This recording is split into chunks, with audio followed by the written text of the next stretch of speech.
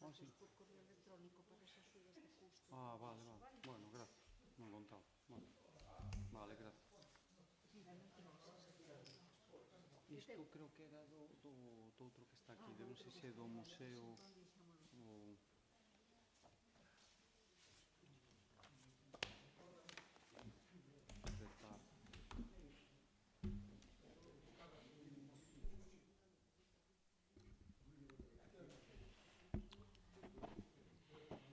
Boa tarde. Moitas grazas pola puntualidade.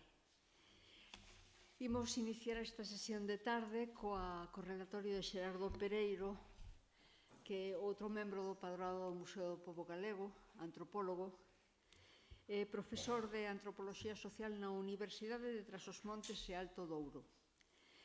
Nominalmente, as súas especialidades son a antropoloxía do turismo, as relacións rural-urbanas e o patrimonio cultural, pero tamén é unha persoa que ten unha ampla e dilatada experiencia no traballo con museos locais.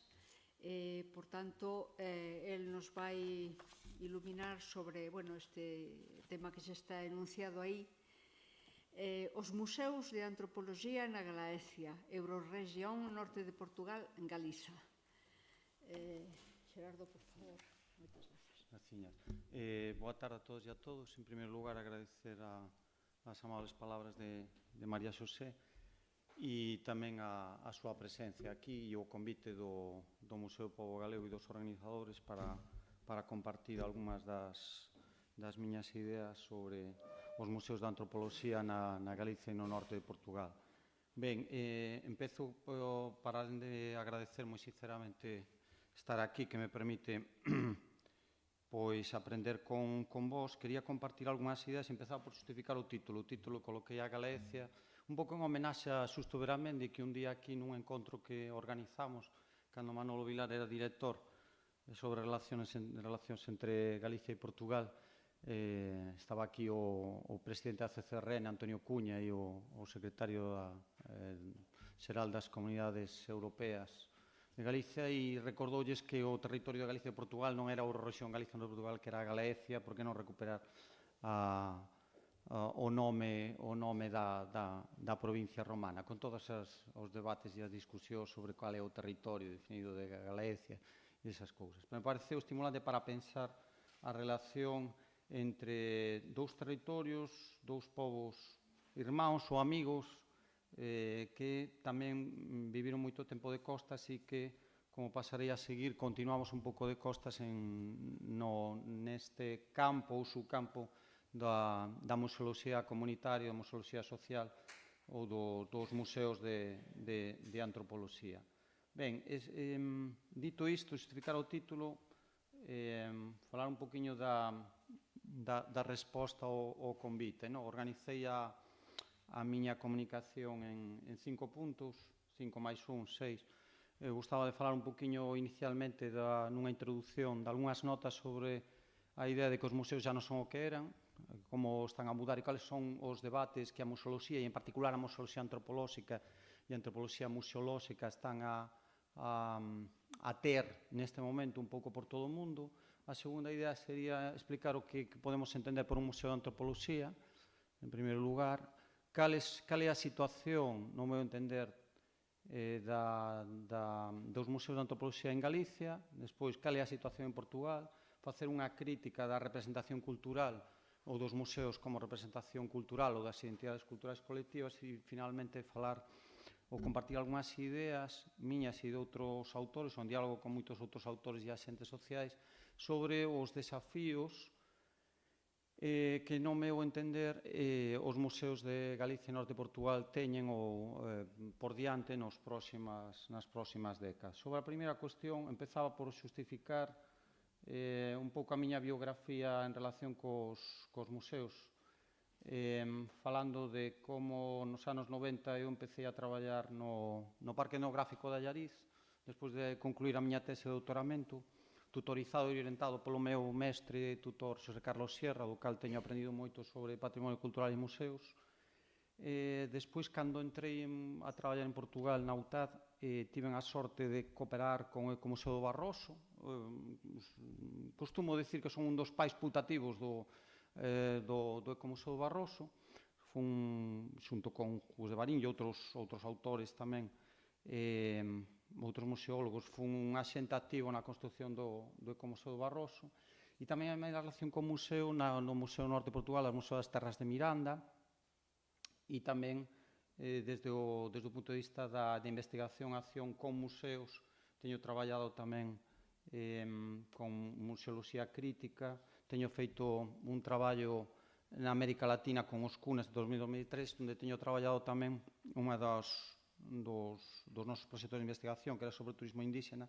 Incluímos os museos comunitarios dos CUNES, que son un grupo indígena comunitario que ten un turismo de base comunitaria moi forte e unha identidade autónoma moi forte en Panamá, e teñen os museos que son instrumentos de afirmación identitaria cuna. Iso tamén me permitiu moito pensar os museos desde o outro lado do Atlántico. E nos últimos tempos dirixín dúas teses de doutoramento. Unha estou dirixindo, unha sobre os museos de alimentación en España e Portugal, de un alumno de Gerardo Martín da Universidade de Valencia, que traballou tamén comigo en Portugal, e estou dirixindo unha tese de doutoramento tamén que se cada interesa a algúns que sobre a rede de museos do Douro, que a miña universidade ten centro en Vilarreal e é unha das rexións do interior norte de Portugal, donde os museos traballan en rede, museos e iniciativas patrimoniales. Estou dirixindo unha tese de doutoramento que me está axudando bastante a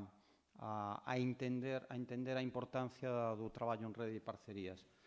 E despois, na parte de docencia tamén pode ter interese, para algúns, desde fai casi 30 anos fago exercicios de museoloxía crítica cos meus alumnos, nunha aproximación ao museo, moitas veces hasta emocional e afectiva, que me ten dado moito coñecemento sobre como os máis xovens, as novas xeracións, leen, interpretan, disfrutan e se relacionan con os museos. Se queredes, despois no debate falamos sobre ese tipo de museoloxía crítica que está inspirada na museoloxía crítica que se fai nos Países Baixos, neste caso. Por tanto, de forma moi sumaria, teño feito moito antropoloxía no museo, desde o propio Parque Etnográfico de Allariz, como os dicen, que desde o CAL dentro do museo, dos museos tamén, sobre os museos, pero tamén con os museos, con proxectos de cooperación moi interesantes, moi dialóxicos, moi simétricos, donde o papel do académico universitario é un axente activo da mudanza do propio museo, e tamén para os museos tamén, que son exercicios de cooperación diferentes, como entendí. Bon, tamén esquecín un outro, xa acabo, nesta nota introductoria, tamén fixen unha estancia no Museo das Culturas do Mundo en Suecia, en Gotemburgo, e tive unha oportunidade de coñecer toda a ecomuseoloxía sueca, o que me marcou tamén bastante para aplicar despois algúns deses modelos de interpretación territorial e de ecomuseoloxía en proxectos como son da aldea en Palas de Rei, no caso da Ulloa, onde eu son tamén natural. Bon, esta é unha primeira nota sobre cal é a miña base, ou algunhas, de forma moi sumaria, a miña base de traballo con os museos. Despois, nesta introducción, gostaba de compartir algunhas notas sobre os novos debates de por onde van os museos hoxe en día, e en particular os museos de antropoloxía. Primeiro, a definición do ICON. Non a vou ler, pero vou dicir só unha nota sobre eso. No ICON estivo moitos anos discutindo cal sería a redefinición da propia definición de museo, algo que facemos todos no noso traballo cotidiano, tanto de forma reflexiva e intelectual como na práctica. Ao final quedou un pouco máis do mesmo, a votación foi a institución permanente, e a idea de introducción do economuseo, do museo da empresa ou do museo con función de rentabilidade económica quedou nos debates en segundo lugar.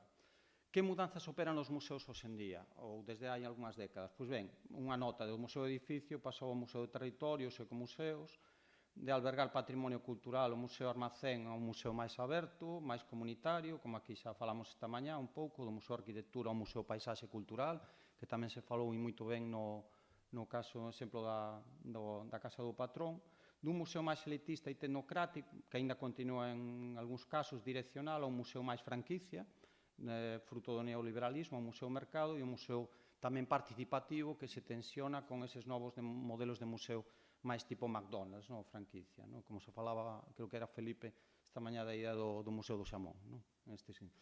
Outra mudanza fundamental nos debates dos museos e nas prácticas é do museo monocultural ao museo multicultural. E tamén multicultural e tamén intercultural. É dicir, os museos deixou de ser o museo do pobo, o museo da identidade local, regional, para ser o museo das identidades relacionais, globais, multiculturais e interculturais. As nosas sociedades transformáranse e os museos síntense responsables por reflexionar esas mudanzas sociais, identitarias e socioeconómicas. Outro dos debates dos museos actualmente é unha museoloxía dita, entre aspas, sempre máis clásica, unha museoloxía máis crítica que critica o propio museo e, diría eu tamén, os novos debates son as críticas da museoloxía crítica e da crítica do propio museo. É dicir, podemos falar máis sobre iso, que creo que pode ser un elemento interesante para hoxe ou para mañá. O museo crítico, o museo que critica a sociedade, o museo que introduce problemáticas sociais do presente, non só do pasado, e que apunta un espacio de reflexión para o futuro. Esa é outra das mudanzas e desafíos dos museos en xeral todo o mundo, e en particular dos museos da antropoloxía, entendidos por enquanto como os museos dos modos de vivir da xente. O museo total, ese é outro dos debates como ferramenta social. O museo que xa non é dunha temática. É moi discutible hoxe en día que un museo de antropoloxía sexa o etnográfico, o tal. Todos os museos poden ser considerados, desde unha certa perspectiva crítica, museos antropolóxicos. O museo total hoxe en día, o museo das converxencias, por exemplo, no caso da Francia, en Lyon, é un dos debates de como o museo ten que ser holístico, de recuperar esa perspectiva antropolóxica de ollar para a vida da xente de forma totalizadora, o museo como un feito social total, como un instrumento total. Outro dos debates é os economuseos, dos cales fala tamén Xavier Roller, este colega e amigo catalán da Universidade de Barcelona, xeólogo, que tanto os museos de empresa, e que tanta polémica xenera e anticara e xenera sempre anticorpos, pero é un dos debates que é imposible non facer, a relación entre o museo e a empresa e os museos con todas as problemáticas e as polémicas que isto ten por diante.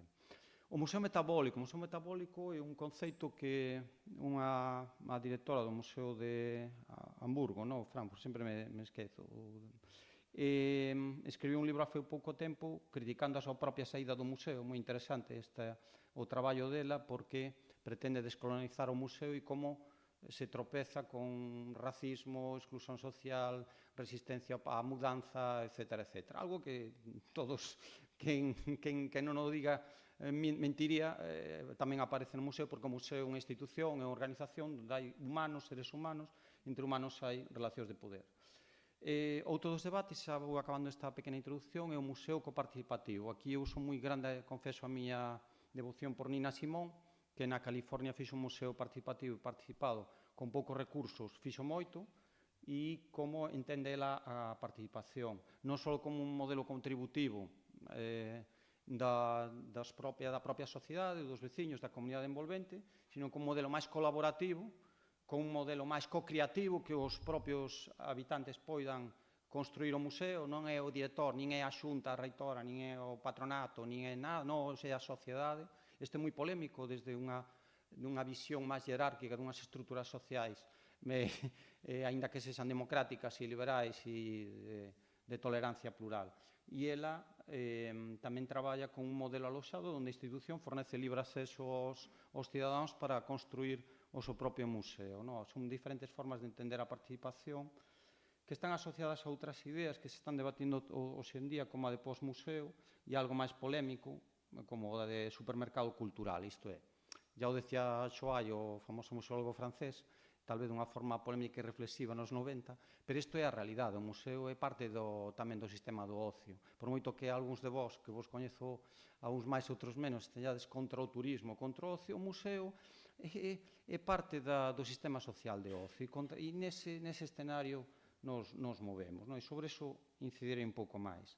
O museo global é outra dos debates que estamos aí. E neste sentido, cando se fala de local, aquí non considero que os vosos museos sexan museos locais. Localizados, sí, pero locais non. Para min son museos globais, son museos de culturas do mundo, son museos da diversidade, son museos global-locais. terán un paradigma teórico máis ou menos outro, pero para min son museos globais ou glolocais, da relación entre o museo global. E que non o crea, invito a ir a Quintela del Irado, por exemplo, onde hai un museo de migración galega a Guinea Ecuatorial. Se alguén se sorprende, que vaya ali e que o vexa como se fala dos movimentos migratorios locais globais, en este caso, para que vexan que un museo localizado, ben localizado e contextualizado, pois fala das relacións locales globais no mundo. Non? Para iso, neste sentido, outro dos debates é o museo afectivo, o museo dos afectos e o museo con afectos, a comunidade de práctica, de bon trato, é algo que, ligado á idea de participación de Nina Simón, está hoxe moito en diálogo, que é o que fai falta nos museos tamén. Bon, neste sentido, a polisemia dos museos, como estades vendo, é moi grande, pero insistiría en unha abordaxe tamén turismolóxica. Este é un gráfico que mostra un estudio que facemos na Atlas, no grupo da Atlas, coordenado por Greg Richards, como descubrimos, que o museo é o maior atractivo do turismo cultural en todo o mundo. É atractivo número 1 turístico cultural o museo. É dicir, outro exemplo empírico para que a xente aínda non entendeu, que o museo é parte do sistema do ocio e tamén integrado do turismo. Vamos ver as diferencias entre algunhas notas entre Galicia e Portugal. É dicir, aproximadamente os 3/4 dos turistas que visitan o Reino Unido visitan un museo, polo menos. En Portugal, o 65% dos turistas que visitan Portugal polo menos visitan un museo, algúns dous. Curiosamente e paradóxicamente, os portugueses non visitan os seus museos en casa, visitan fora. A investigación mostra paradoxas neste tipo. Mas, a idea que eu creo que temos que reflexionar entre todos é como o turismo, falabas esta mañá de Melide, a miña vila veciña, tamén a miña vila, dos peregrinos, fiquei moito feliz, porque temos un novo desafío, é o turismo, e podemos lidar con eles de varias formas, e entender que as experiencias de visitación do museo tamén son practicadas non só pola comunidade, os usuarios dos museos tamén son turistas, e isto é un grande desafío. E é un desafío para os, entre aspas, pequenos, sempre entre aspas, isto de pequenos, medios e grandes. Reparen o que está facendo o Louvre, o British Museum, por exemplo, en relación co museo, ampliando salas, retratando, facendo unha sala aparte para a Gioconda, cobrando entradas, sacando diñeiro, é dicir, a todo unha readaptación ao sistema turístico. Nos pode parecer o turismo o diabo, o demo, pero hai moito que se diga nesse sentido. Ben, primeira idea, que é un museo? Como podemos entender un museo? Un museo de antropoloxía, neste sentido. Podemos ter unha visión máis estreita ou máis amplia. Isto é unha ambigüedade total. É moi borroso. É como o povo galego. Borroso. Blare. A Galicia borrosa do noso psiquiatra de cabeceira.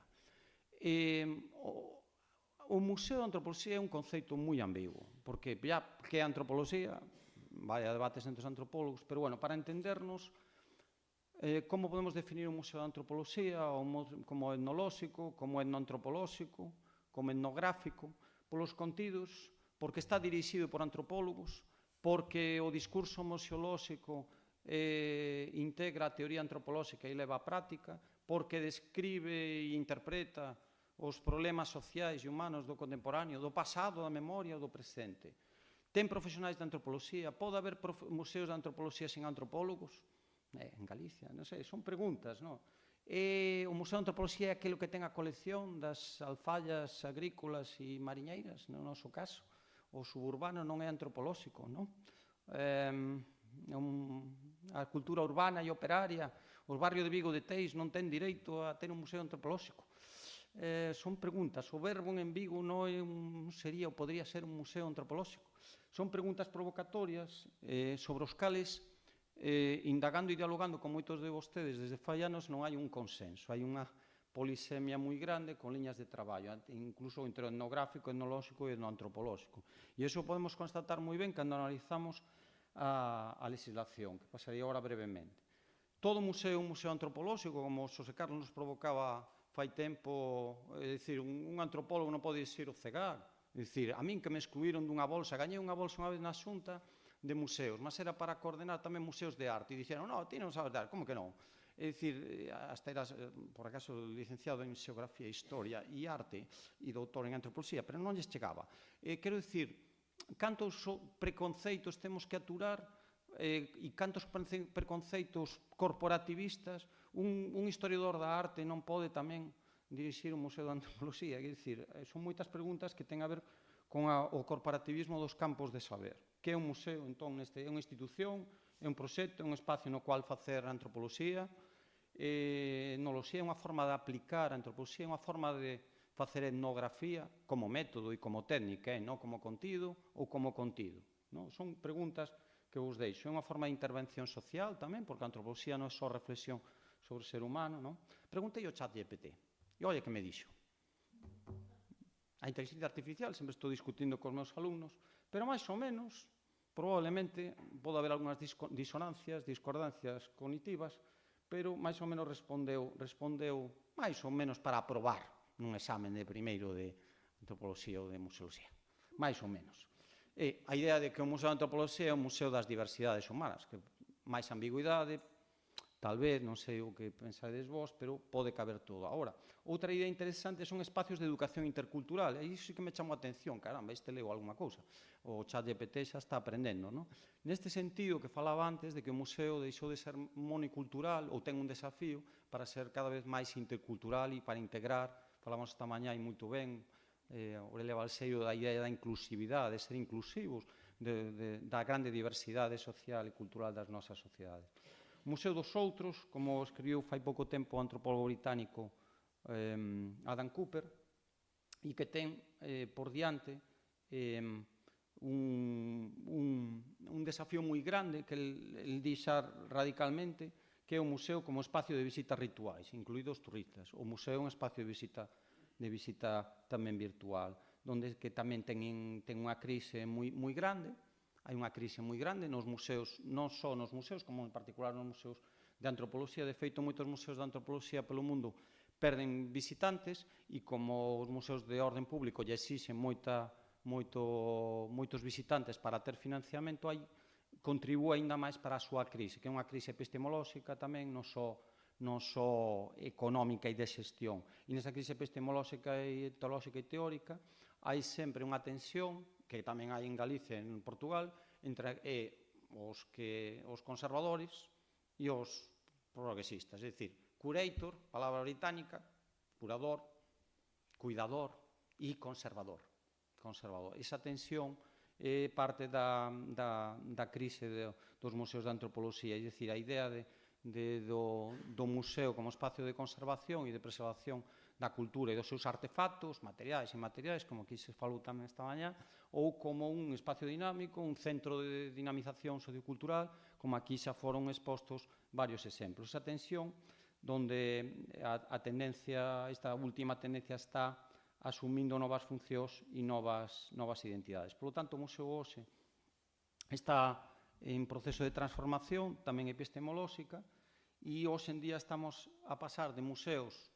Esta idea do museo local e regional está cada vez máis en cuestión para falar de museos transnacionais, museos das identidades globais, museos das culturas do mundo, multinacionais, mundiais, é dicir, museos postcoloniais, museos decoloniais, museos con perspectiva feminista, museos que son totais, museos que son cada vez máis holísticos, máis interactivos, museos cada vez con desafíos de comunicación digital, mas tamén con desafíos de lugares de encontro, de convivencia.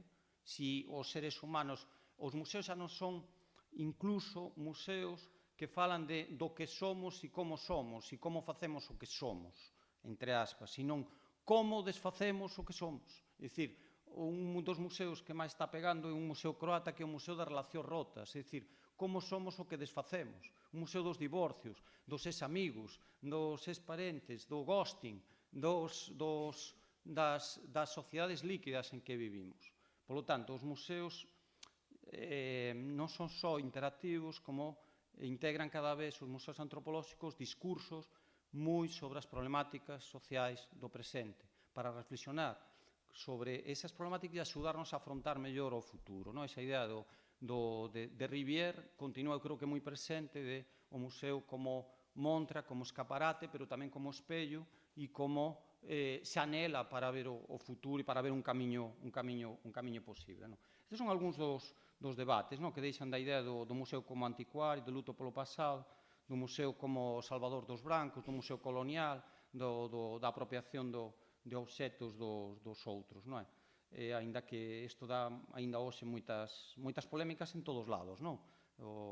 No Museo Británico celebran outro día unha festa con ruínas do Partenón que se montou un lío tremendo, con unha protesta do Ministerio da Ministra de Cultura grega que revan reivindicando décadas e décadas a restitución, que é outra das problemáticas na cal están envolvidas os museos hoxe, deses elementos materiais que os gregos reivindican como seus e con direito a ter e disfrutar no seu propio país. Por lo tanto, o museo hoxe en día está a ser discutido tamén como un centro de encontro social, pensar un museo con restaurante ou sen restaurante, o Museo de Antropoloxía de Estocolmo con restaurante, non sei se alguén o coñece, recomendo os ver, e como é algo máis que un negocio mercantil, é un lugar de encontro social onde se aprenden as culinarias de todo o mundo, e a comunicación, educación, non apenas erudición, elitismo, investigación e colección, e un museo máis inclusivo, e de espectadores e públicos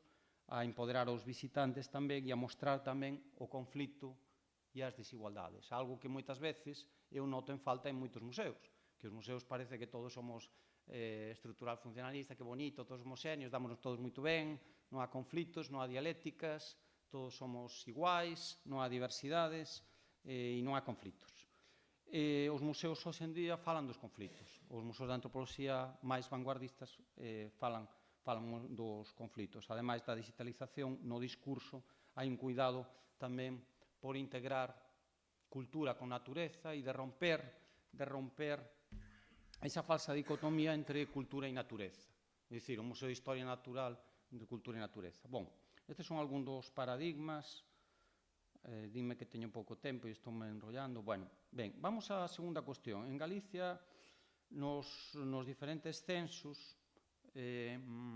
ao longo da historia, vai variando o número de museos. Nos anos 93, o censo da Xunta tiña 15 museos de tipo etnográfico. O traballo que fixemos Manolo Vilar e máis eu nos finais dos anos 90 identificamos 56 museos e no traballo que fixo agora Xosé Manuel Reboredo e eu axudei un pouquiño falamos tamén de 50. Son museos con grande mérito, con grandes méritos, diría eu, e son museos das identidades, son museos comunitarios, máis ben. Eu penso que esta mañá era máis feliz a idea de comunitario, aínda que a idea de comunidade creo que é preciso entendela non de forma como nos anos 50, sino como unha comunidade práctica, máis dinámica, máis ecolóxica. Creo que a visión ecolóxica. Qual é o cadro xurídico do museo, dos museos galegos? Para quen non saiba, en primeiro lugar, a Lei de Patrimonio Cultural de 2016 ten 3 páxinas e un parágrafo, o título 8º, onde fala da rede do Sistema de Museos de Galicia, onde se fala das museos, de diferencia entre museos e coleccións visitables, unha terminoloxía que despois se mudou para colección museográfica, como en Portugal igual, onde o registro de museos da lei a partir de 2016 era de 100 museos en Galicia. A lei de museos integra algo que debatimos desde a Asociación Galega de Antropoloxía e tamén desde a Fundación Vicente Risco en reunións e en propostas moi directas aos propios deseñadores desta lei e integrou algo que aínda non saliu moito, pero xa saliu algo que os centros de interpretación. Os centros de interpretación equiparados a museo e que en moitos contextos tamén, en moitos contextos territoriais e político-administrativos son moi polémicos. A idea de integrar os centros de interpretación que moitas veces equiparados a museos, sin personal, sin nada, todo metacrilato e tal, é moi polémico en moitos contextos. Pero a nosa lei galega incorporou tamén, para alén de colección visitable, a idea do centro de interpretación. Recordar que o Museo do Pobo Galego, de acordo con a lei e por proposta do Patronato e tamén a miña propia, está reconocido na lei como con unha jerarquía de importancia na coordenación dos museos antropolóxicos de Galicia.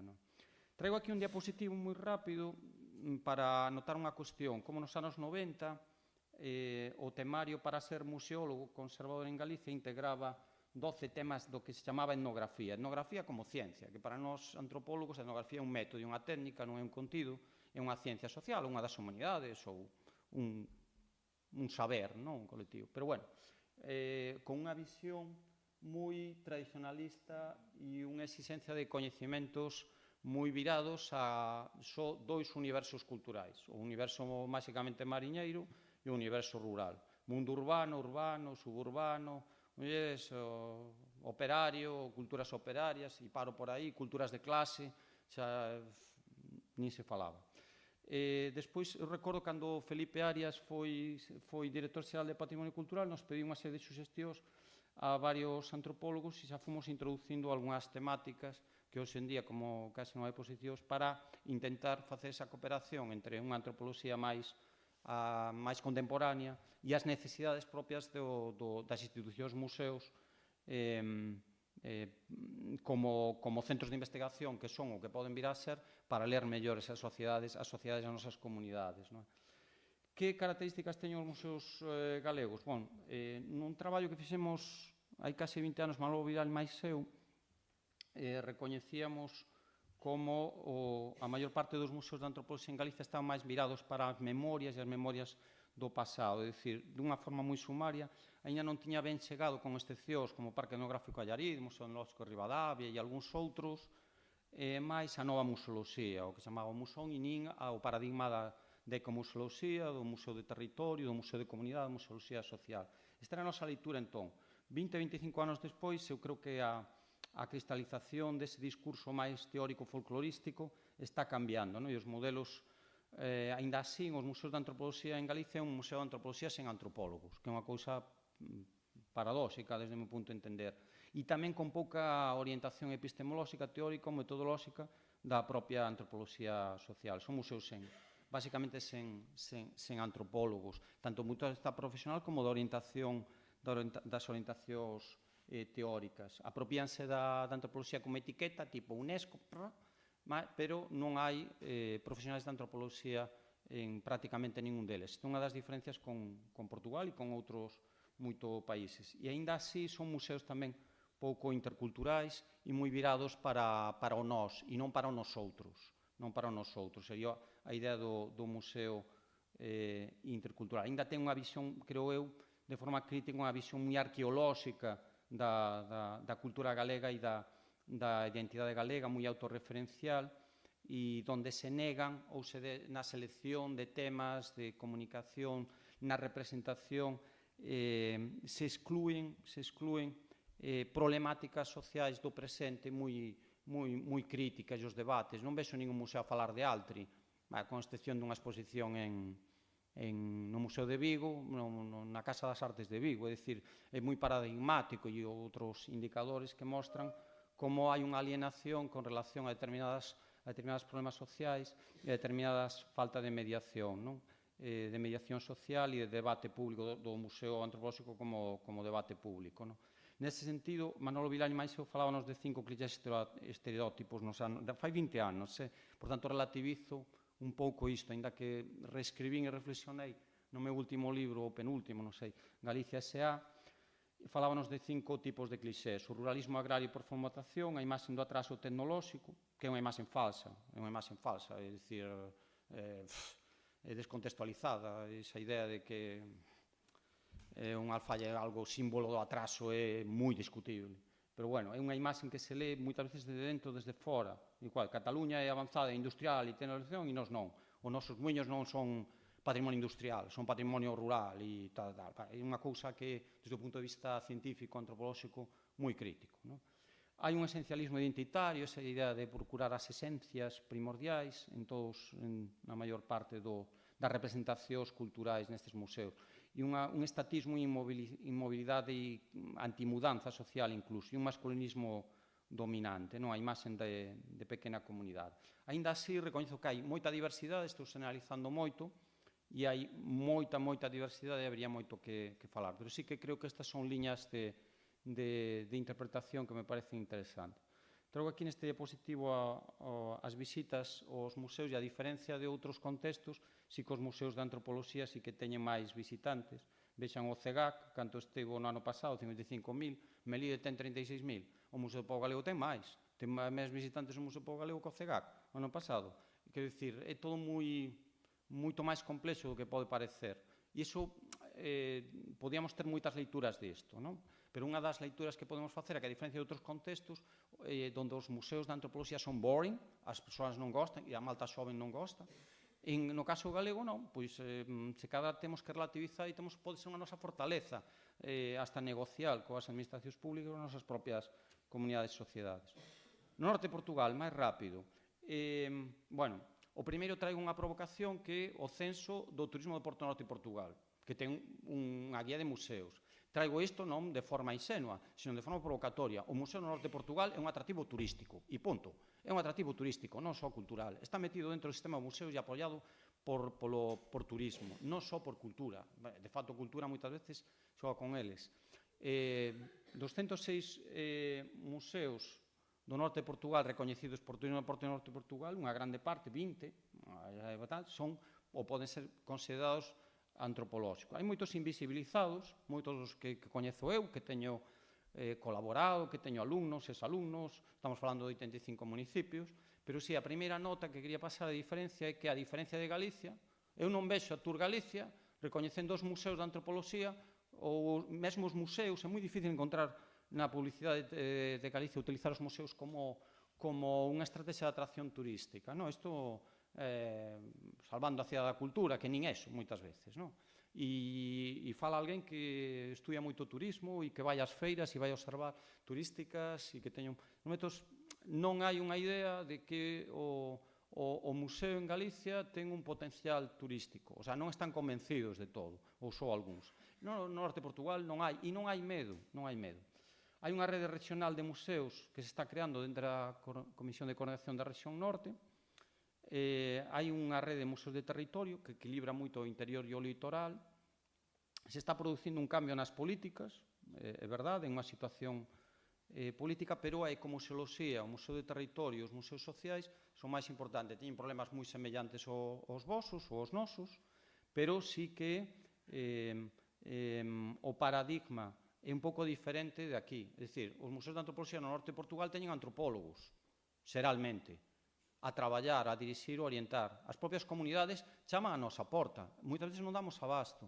Ou, moitas veces, ademais deso, hai unha cooperación forte, hai un recoñecimento de que necesitan dunha orientación antropolóxica, dun afecto, mesmo, dunha museoloxía dos afectos e unha museoloxía académica para construir un proxecto comunitario. Iso en Galicia nin de coña. O sea, a mí non me chama ninguén para diseñar un museo, chaman para outras cousas, para tomar viños, copas, para ir para os bares e tal, pero para crear un museo, quen é iso? Porque habería moito que falar. Pero, bueno, é unha das diferencias, non?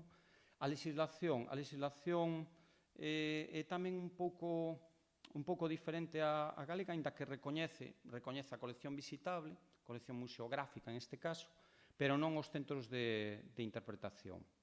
Non tanto os centros de interpretación. A rede portuguesa de museos, que é unha rede particular en todo o Estado, 53 están na rexión norte, e 12 deles poderían clasificarse de etnografía ou antropoloxía ou mixtos e de territorio. Coa actual reorganización, a complexidade da forma de xestionar eses propios museos está en cuestión, porque están cambiando de xestión estatal a xestión regional e a xestión municipal, con criterios e con conflitos moi grandes ao nivel político.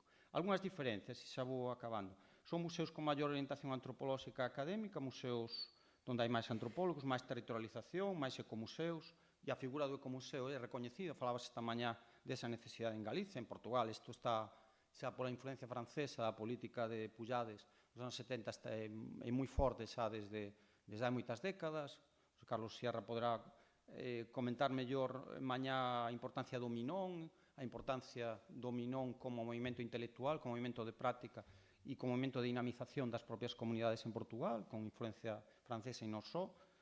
Tamén hai moita maior cooperación entre o museo e as universidades, hai moita maior función da investigación e acción do museo. O museo investiga máis que aquí. Aquí se produce máis no norte de Portugal, máis investigación ou ben polo propio museo ou en colaboración con diferentes investigadores. Hai máis traballo en rede, e unha das cousas que creo que hai que pensar máis é o traballo en rede, como construir xuntos museo, como o Museo do Pobo Galego non é un edificio, como o Museo do Pobo Galego pode ser un museo de antenas, de territorio, algo que se ven debatendo. Eu sou socio desde o 96, do patronato, é algo que vimos dialogando e que se cadra deberíamos de pensar de forma moi tranquila e de forma moi cariñosa e afectiva, como ese traballo en rede, nunha aposta política pública tamén, maior polos museos de antropoloxía como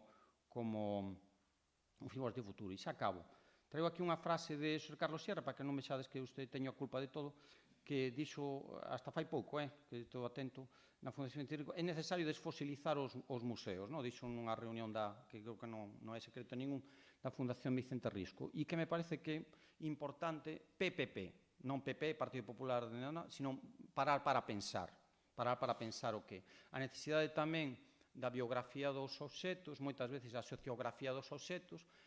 En moitos dos nosos museos ten obxetos, mas non sabemos como que. Eu traballo con un museo na Ralla, na fronteira, que son moi fronterizo, eu digo contrabandista, en Vilarello da Ralla. Entón, é un museo comunitario, moi de obxetos, con un paradigma moi de Benxamín Pereira, dos anos 60 e tal, pero claro, con uns afectos dos veciños impresionantes, Vilarello da Ralla, en Oimbra, Chaves Berín. Claro, ves aquelo e digo, isto é un almacén mal coleccionado e tal, non sei que, pero non.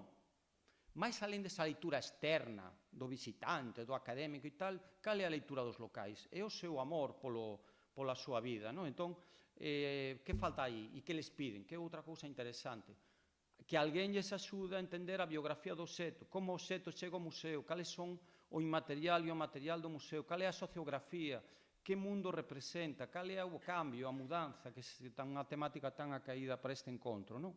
Entón, en Galicia creo que falta un pouco tamén iso, moitos museos, a biografía do obxeto e a inmaterialidade tamén do obxeto, como o obxeto chega ao museo, non? E por que, conforme a que criterios. A etnografía da viaxe dos obxetos da fileira, a etnohistoria das cousas, que escribe tamén Xosé Carlos Sierra, non? Unhas antropoloxías cognitivas tamén dos saberes e das prácticas e dar máis importancia ás persoas, moitas veces, que aos obxetos, as persoas, non? As persoas. Moitas veces dase máis importancia ao artesanato que ao artesán e a vida do artesán, non? E non o entendemos a partir do obxeto. O obxeto pode ser un pretexto para entender tamén a vida da xente, non? Agora sí que acabo. Cales son os principais desafíos? No meu entender, tanto dos de Galicia como de Portugal, con as súas semellanzas e diferenzas. Descolonizar o museo, en varios sentidos, disminuir o seu localismo e eurocentrismo. Vamos a ver, é que dicir, a xente non emigra, non se moviliza, non fai turismo todos os fins de semana, que dicir, só vivimos en Europa, non hai galegos en Groenlandia, ou que, vamos a ver, non hai portugueses en Campinas, ou que, museo ten que ser máis intercultural, máis dialóxico, é un desafío, no meu entender.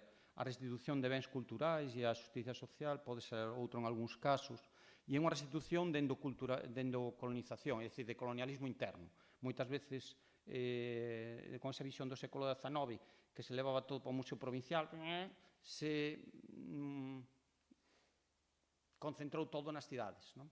Concentrou todo nas cidades, é dicir, nun movimento como hai como Museoloxía que decía que é basicamente descolonizar esa idea de levar todo para as cidades, non? Esa idea de que o Olimpio Liste mostre no neochalé barroco de Vigo a ruralidade, a mí fai moita gracia, está moi ben e moi meritorio, pero, claro, hai unha falta de contexto, non? Tamén, e a parte que, se realmente, como se falou esta mañá, temos uns problemas que son uns diagnósticos e unhas solucións que voltar ao campo, comprender a relación rural-urbana. Outro desafío creo que a colaboración e a participación, que é un chabón, todo o mundo fai participación cosmética e maquillaxe, pero creo que hai que participar máis nese sentido que falei antes de Nina Simón.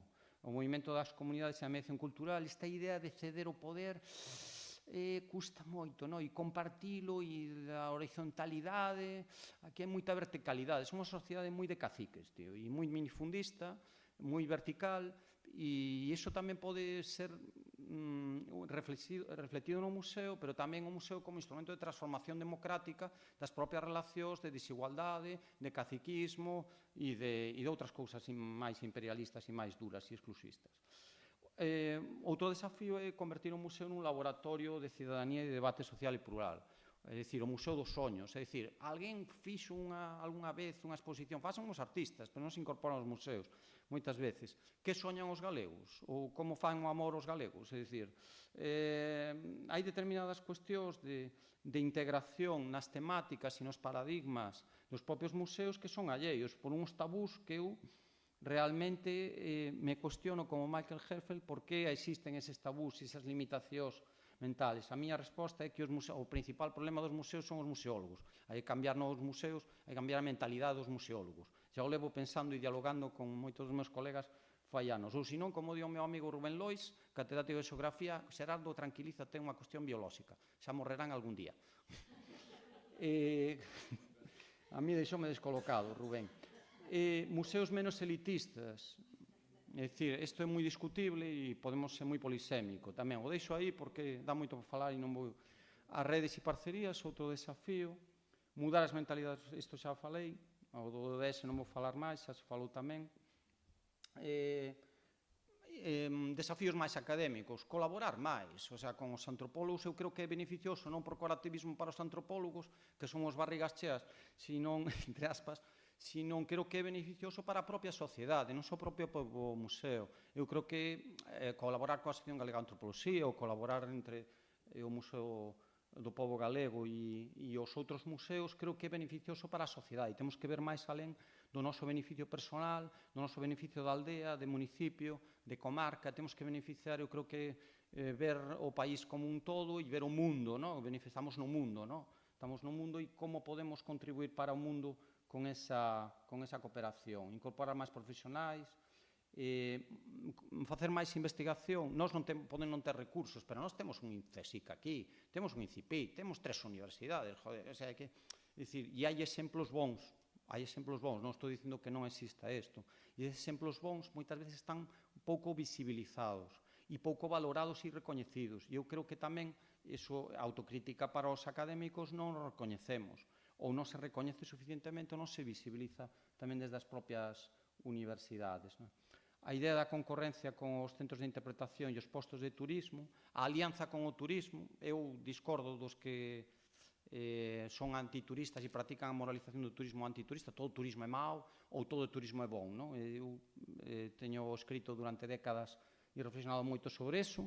Eu creo que o museo ten que ter unha relación saudable con o turismo e conceptualizar o turismo de forma saudable. Neste sentido, axudar a combatir as desigualdades sociais e pensar o futuro. Un futuro no cual, ou un presente no cual temos problemas de racismo, de exclusión social, de mudanza climática, por comentar algúns, de depredación da natureza e discriminación de moitas diversidades sociais e culturais. Por iso, hai cousas que non entendo tamén. Outro desafío é a cooperación entre a Xunta de Galicia e a comunidade, no caso Galicia-Portugal, e a comunidade, a Comisión de Coordinación da Rexión Norte de Portugal. Tampouco entendo por que na Xunta é a única comunidade autónoma das 3-4 comunidades autónomas que non ten un inventario do patrimonio cultural online accesible e gratuito, igual que non ten un censo online tal. É dicir, eu non vexo a ninguén aquí a reclamar, só se falou esta mañá un pouquiño. Aquí todo o mundo está domado, etcétera, etcétera. Bon, estes son os outros desafíos, moi agradecido, a disposición. Espero que teña levantado interés. Disculpen lá que teño pasado o tempo. Disculpen. Pola atención.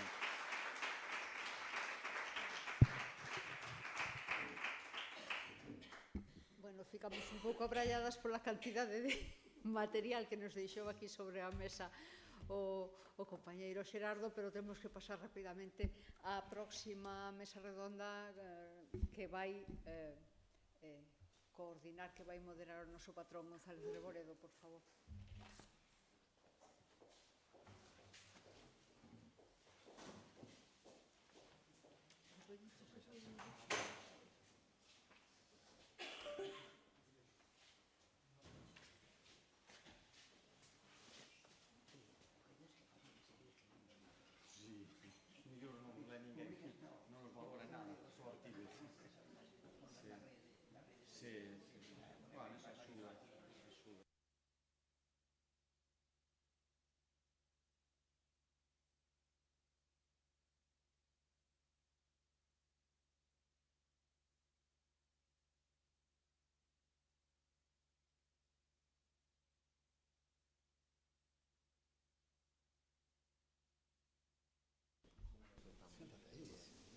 vamos a ver.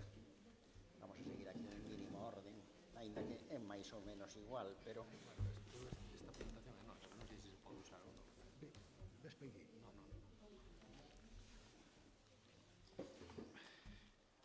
Estamos todos, non me parece.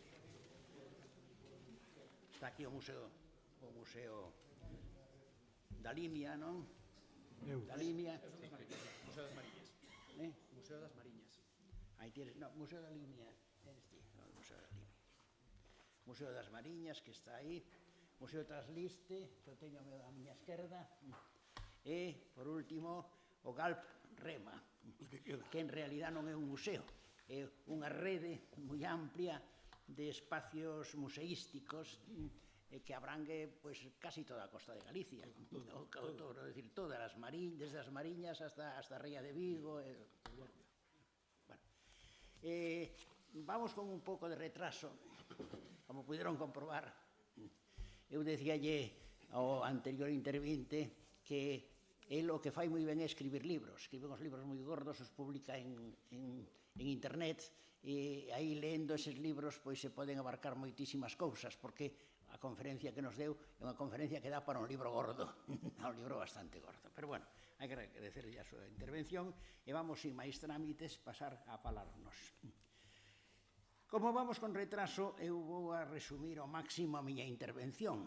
Casi non vou ter intervención, simplemente recordar que esta mesa redonda se titula Xestión de museos, retos para o futuro e boas prácticas. Son unhas ideas xerais.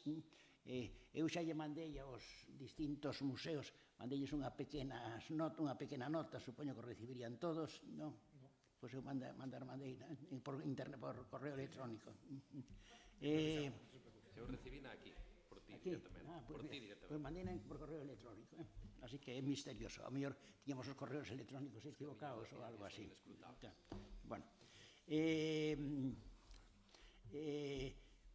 En primeiro lugar, bueno, antes de nada, decir que os 4 museos que participan agora é o Museo da Limia, o Museo das Mariñas de Betanzos, o Museo Trasliste, Movicla, e de Láncara, e o Galp Rema, que é unha rede de museos, como acabo de decir antes, máis que un museo. Despois ven un descanso, e durante ese descanso o noso amigo do Movicla tendrá a oportunidade de enseñarnos a cambela que regalou para o museo e de falar un pouco dela, e tamén a mellor tocar un pouco a gaita, si cadra, si non cadra nada. Pero eso facémolo no descanso, porque agora fainos moita falta o tempo e vou ir dando a palabra aos distintos museos, empezando polo primeiro, polo da Limia. Sí. Boa tarde, gracias por convidarnos. O título que decía Reboredo é falar da xestión dos museos locales, non? No caso noso temos unha situación mixta, non? O museo municipal de ámbito comarcal etnográfico que se fundou xa no ano 92 e despois no sitio actual se pasou no 96, que foi cando adquiriu a condición de museo, non? E todo baixo a batuta espiritual do Xosé Carlos Sierra, non? Que sigue formando parte dunha cousa que temos ali que se chama Consello Asesor. Entonces, aí hai dous, por chamar de alguma maneira, dúas entidades, dúas institucións que operan alrededor do Museo Etnográfico ou Etnolóxico da Limia. Por un lado, o Concello, como titular, que é o que se encarga da xestión, das visitas, do mantemento, e logo hai unha asociación cultural sin ánimo de lucro que tamén por ese impulso de Sierra especialmente nos últimos anos ven tratando de utilizar ese continente ou esa marca, o elemento museístico para traballar nos distintos aspectos culturais. Hai un premio que dá o museo que se chama Pedra Alta, que é un vinir que apareceu ali no medio da lagoa, non? este ano lle damos a un ciclista, non? Quero dicir que intentamos eso xenera tamén ese debate do que falaba un pouco Xerardo, non? Que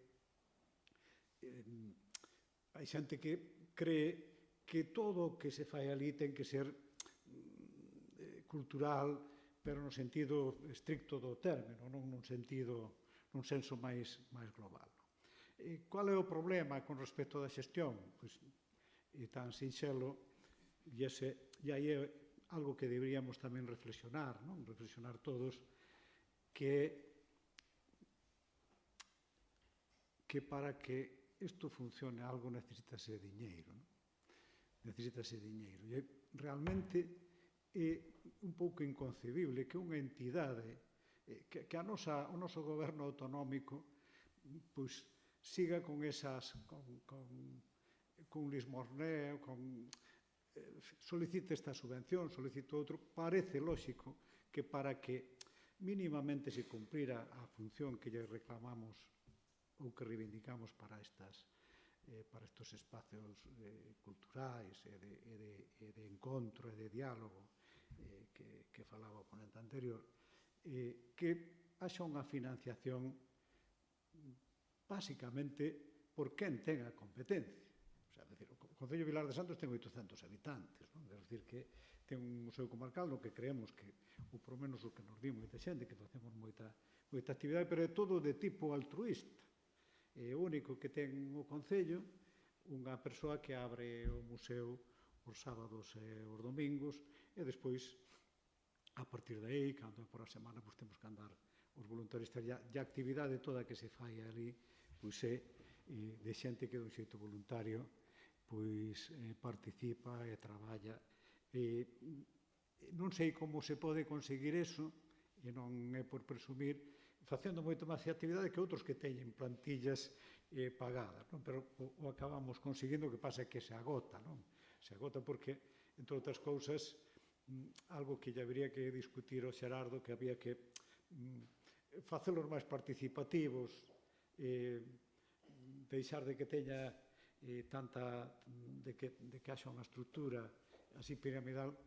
O problema é cando non hai, sobre todo en espacios rurales pequenos, non existe esa, por moito que te empeñes, hai que facer un esforzo subliminal para que a xente participe nas cousas. E máximo nesta época que nos toca vivir, donde todo o que cheira a cultura, ainda que queira ser moi transversal, é algo que prácticamente deixoulle de interesar á humanidade, non só aos de Vilar de Santos, sino á humanidade, non? É unha cuestión tremenda, preocupante, pero nese ámbito tamén reivindicativo que en vez de ser tan pasivos que decía Xerardo, a min gustaríame esta primeira intervención acabar aquí para que pidamos todos desde aquí que haxa unha financiación obxectiva e concreta do noso goberno autonómico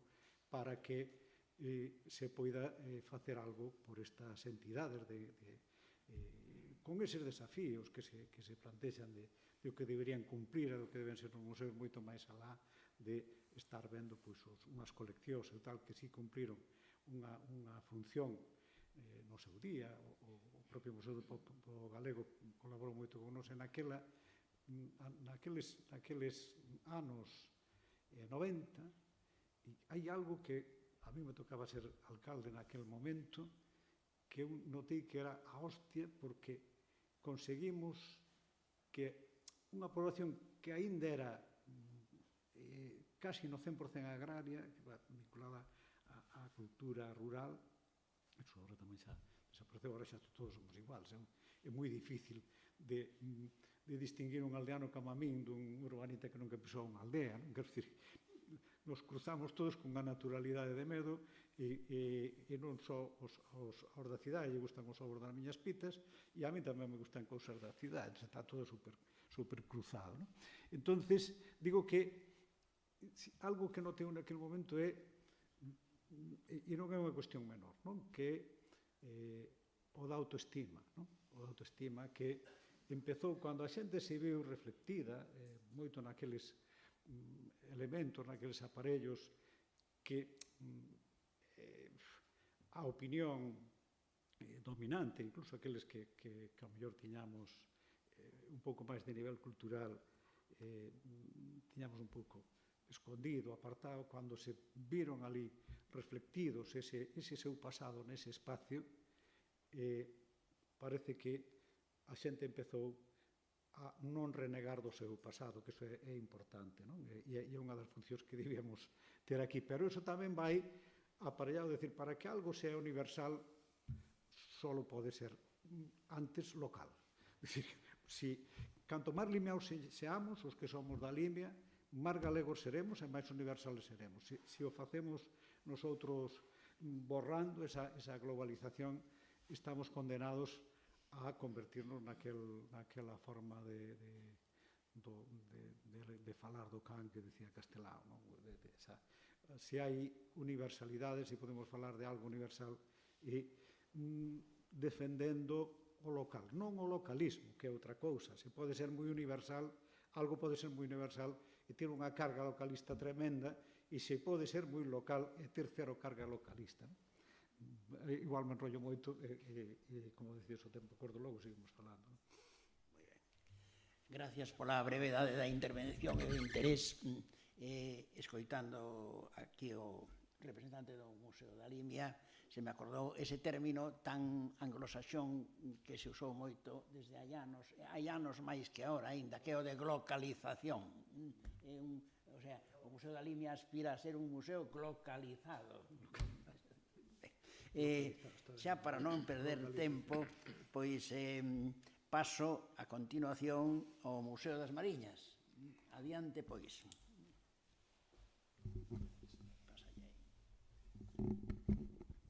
Ben, boa tarde a todos. Como comentamos antes nas presentacións, son Ángel Arcais, son o director do Museo das Mariñas de Betanzos. Son tamén o director da Biblioteca e do Arquivo Municipal, posto que ali, dentro tamén do Convento de Santo Domingo, do exconvento, compartimos espacio ás tres institucións.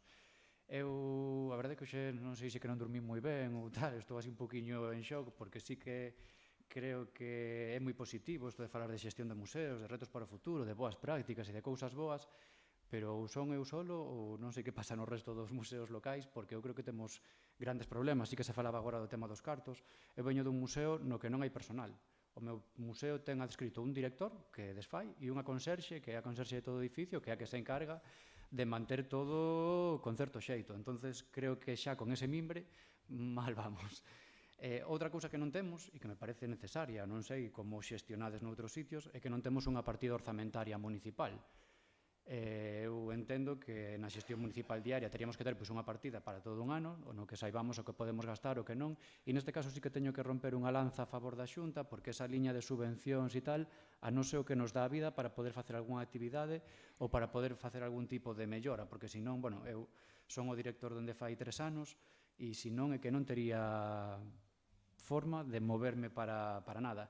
De feito, son director dende fai 3 anos e creo que o primeiro ano pasei un pouco en shock mirando para a colección do museo sin saber moi ben por onde meterlle man, hasta que me vin un pouco obligado pola situación, e a situación non era outra que unha axuda europea que se había aprobado facía xa bastantes anos, que nos obligaba a cambiar todo o sistema lumínico do museo e toda a carpintería exterior. Entón, como había que cambiar as ventanas e se iba a levantar unha gran polvareda, tivemos que retirar todas as pezas e foi aí cando sí que intentamos darlle un pequeno cambio a colección que estaba exposta, e é que, segundo eu o vía, cando eu logrei a praza esta de director, o que fixen foi reunirme cunha serie de colectivos, de asociacións. En Betanzos temos a sorte que existe a Fundación CIEC, que é o Centro Internacional de Estampa Contemporánea, ligado a ese museo e escola de arte.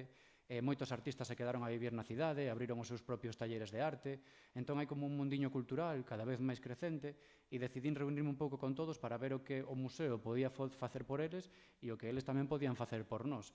E a partir de aí sí que lle dimos un pequeno cambio ao que entendíamos que tiña que ser un museo de ámbito local, non sei se é o término correcto, que sí que potenciamos moito ese localismo, buscando a mellor, vimos dun museo que ao mellor tiraba moito desa parte etnográfica, desa parte dos saberes, dos labores e demais, e estamos avanzando cara a un museo un pouquiño diferente, donde sí que lle intentamos dar pé a toda a xente da cidade ou da comarca que teña algo que contar. Temos unha sala de exposicións temporais que pode parecer algo obvio, pero que non tiñamos, e que está aberta, e de feito, bueno, sempre que tal, a que veciños e veciñas fagan as súas propias exposicións. Temos agora unha dunha persona que reconstrúe a historia dun barrio a través dos fondos que temos no arquivo, na biblioteca e no museo, e iso era algo que antes ali non existía.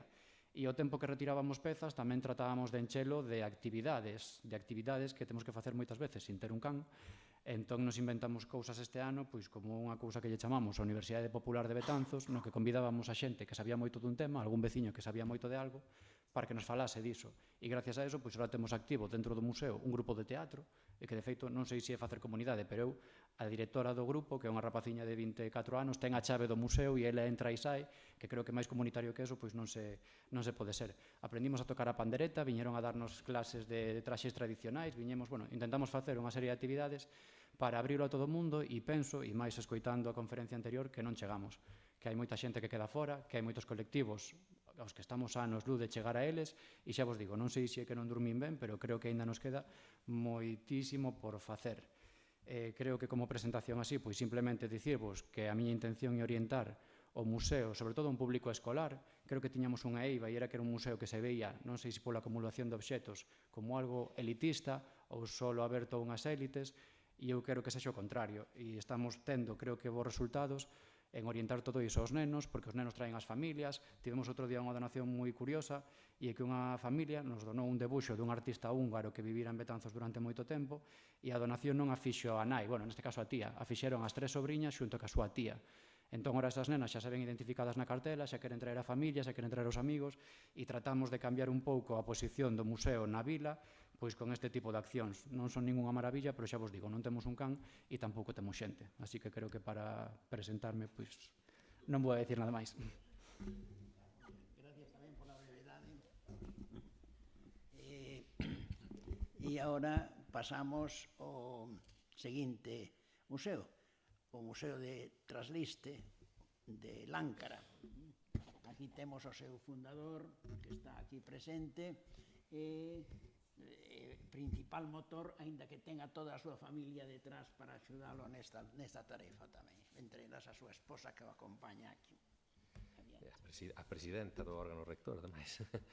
Bueno, pois nada, boas tardes a todas e a todos. É un placer moi grande estar aquí. A verdade que pon a persoa que non ten formación en antropoloxía nin arqueoloxía, estar entre xente experta nestas materias, pois resultame transversalmente enriquecedor. Eu quixera ser provocativo no que diga, con cariño e con moito respeto, por suposto, pero creo que nestas intervencións de 7 minutos pouco máis se pode facer. Eu traio unha presentación, pero como ninguén a trae, prefiero obviala. En 7 minutos o que si facemos fixo é recorrer 120.000 kilómetros ao redor do Sol, que é o tempo que recorre a Terra nese tempo na súa órbita de traslación. Entón, a maiores diso, con un home que foi alcalde, e con un aquí que son axente de desenvolvemento local con 25 anos de servizo agora en excedencia, falar de museos e non falar do local é algo tremendamente difícil. Agora ben, eu non considero que Mubicla para nada é local neste momento. E vexolle moito máis carácter internacional ca local. E podevos asegurar que Mubicla neste ano, non botei as contas, pero falo de memoria, ten máis visitantes de Estados Unidos ca de Láncara. Falamos de números pequenos, ao mellor falamos de 20 ou 30 persoas dun lado ou do outro, pero seguro que hai máis de Estados Unidos. Entón, a palabra local se lle queda tremendamente pequena, aunque eu son un axente de desenvolvemento local. Concordo tamén contigo en que a axuda que dá a museos da Xunta neste momento é relativamente fácil de solicitar, fácil de xustificar, e a nós nos sirve de ánimo e de axuda. Ademais que, hai cercanía no trato coa xente que a tramita, e eu realmente nese aspecto estou contento. Eu diríavos que tomoume moi ben nota Sierra do sentido das cousas, non? Podo decir, aquí somos todos moi de tradición religiosa, Seguramente sabedes todos o que é o misterio da Santísima Trinidade. Bueno, pois eu, antonte, estaba encima da cuberta da sala principal do museo intentando tapar unha goteira. Onte estaba vendo como non conseguira tapala. Ao mesmo tempo, estou estudando como fixo a transición o mismo Henry Ford do sistema premagneto a magneto, porque estamos restaurando un Ford Son F do 1917. Estamos xustificando as subvencións. Ao mesmo tempo, temos unha gandería ali asociada. Quero dicir que por que vemos que o Mubicla nos funciona? Porque, bueno, antes de lanzarnos a brutalidade de inversión que fixemos con pico e pala, o sea, nós non somos ricos ni moito menos, pero si traballadores, eso creo que honra a calquera, ainda que non está de moda, conseguimos chegar a este punto, estamos contentos, non nos preocupa demasiado o asunto económico, porque, sinceramente, funciona ben. Agora sí, hai outros aspectos que nos preocupan moitísimo, por exemplo, xa o asunto fiscal, non estamos seguros de que o sistema que estamos usando sea o correcto ante a fiscalidade, e temos medo que un día nos caia unha multa, a iso sí que lle temos medo. Temos medo, por exemplo, tamén o tema da seguridade, aí faltanos moita orientación. Nós lemos bastante, somos os dous enxeñeiros, estamos non obsesionados, pero sempre preocupados a ver onde poñemos este cartel, por onde ten que ir esta corda. Ese tipo de verdade, neste momento, preocupannos tremendamente máis co económico. Non sei se somos uns bichos raros, pero estou falando con sinceridade. Despois, o motivo de Mubicla, a ver, eu podría estar falando aquí toda a tarde, pero dixen que quería provocar. Entón, a autoestima do traballador do medio rural é o que perseguimos. É un museo do campo e da locomoción. Entón, eu vamos poñer un exemplo moi claro. Non sei se algún daqui de vos chegou a ter ou ten un coche Porsche. Seguramente non vos imaginades que Porsche foi un fabricante de tractores. Fabricou 170.000 tractores e só 60.000 coches. O sea que o que non saiba este dato, ainda que teña 5 Porsches e sea multimillonario, con todo o respeto lle digo, é unha persoa ignorante. Entón, despois, outra cousa moi importante que intentamos transmitir de forma sintética. O Porsche A133 que temos no Mubicla é tecnolóxicamente igual con Barreiros 335, que tamén o temos na colección. En cambio, o Barreiros foi donado, e o Porsche non foi donado. Tuvemos que pagalo e pelexar por el como se fora un tesouro, además veu de Francia, casi como se viñera do Louvre. Entón, por que un Barreiros vale 1.000 euros e un Porsche vale 65.000 euros, cando son o mesmo trator, ou incluso mellor o Barreiros? Por que temos esa falta de identidade? Por que non sabemos defender o noso?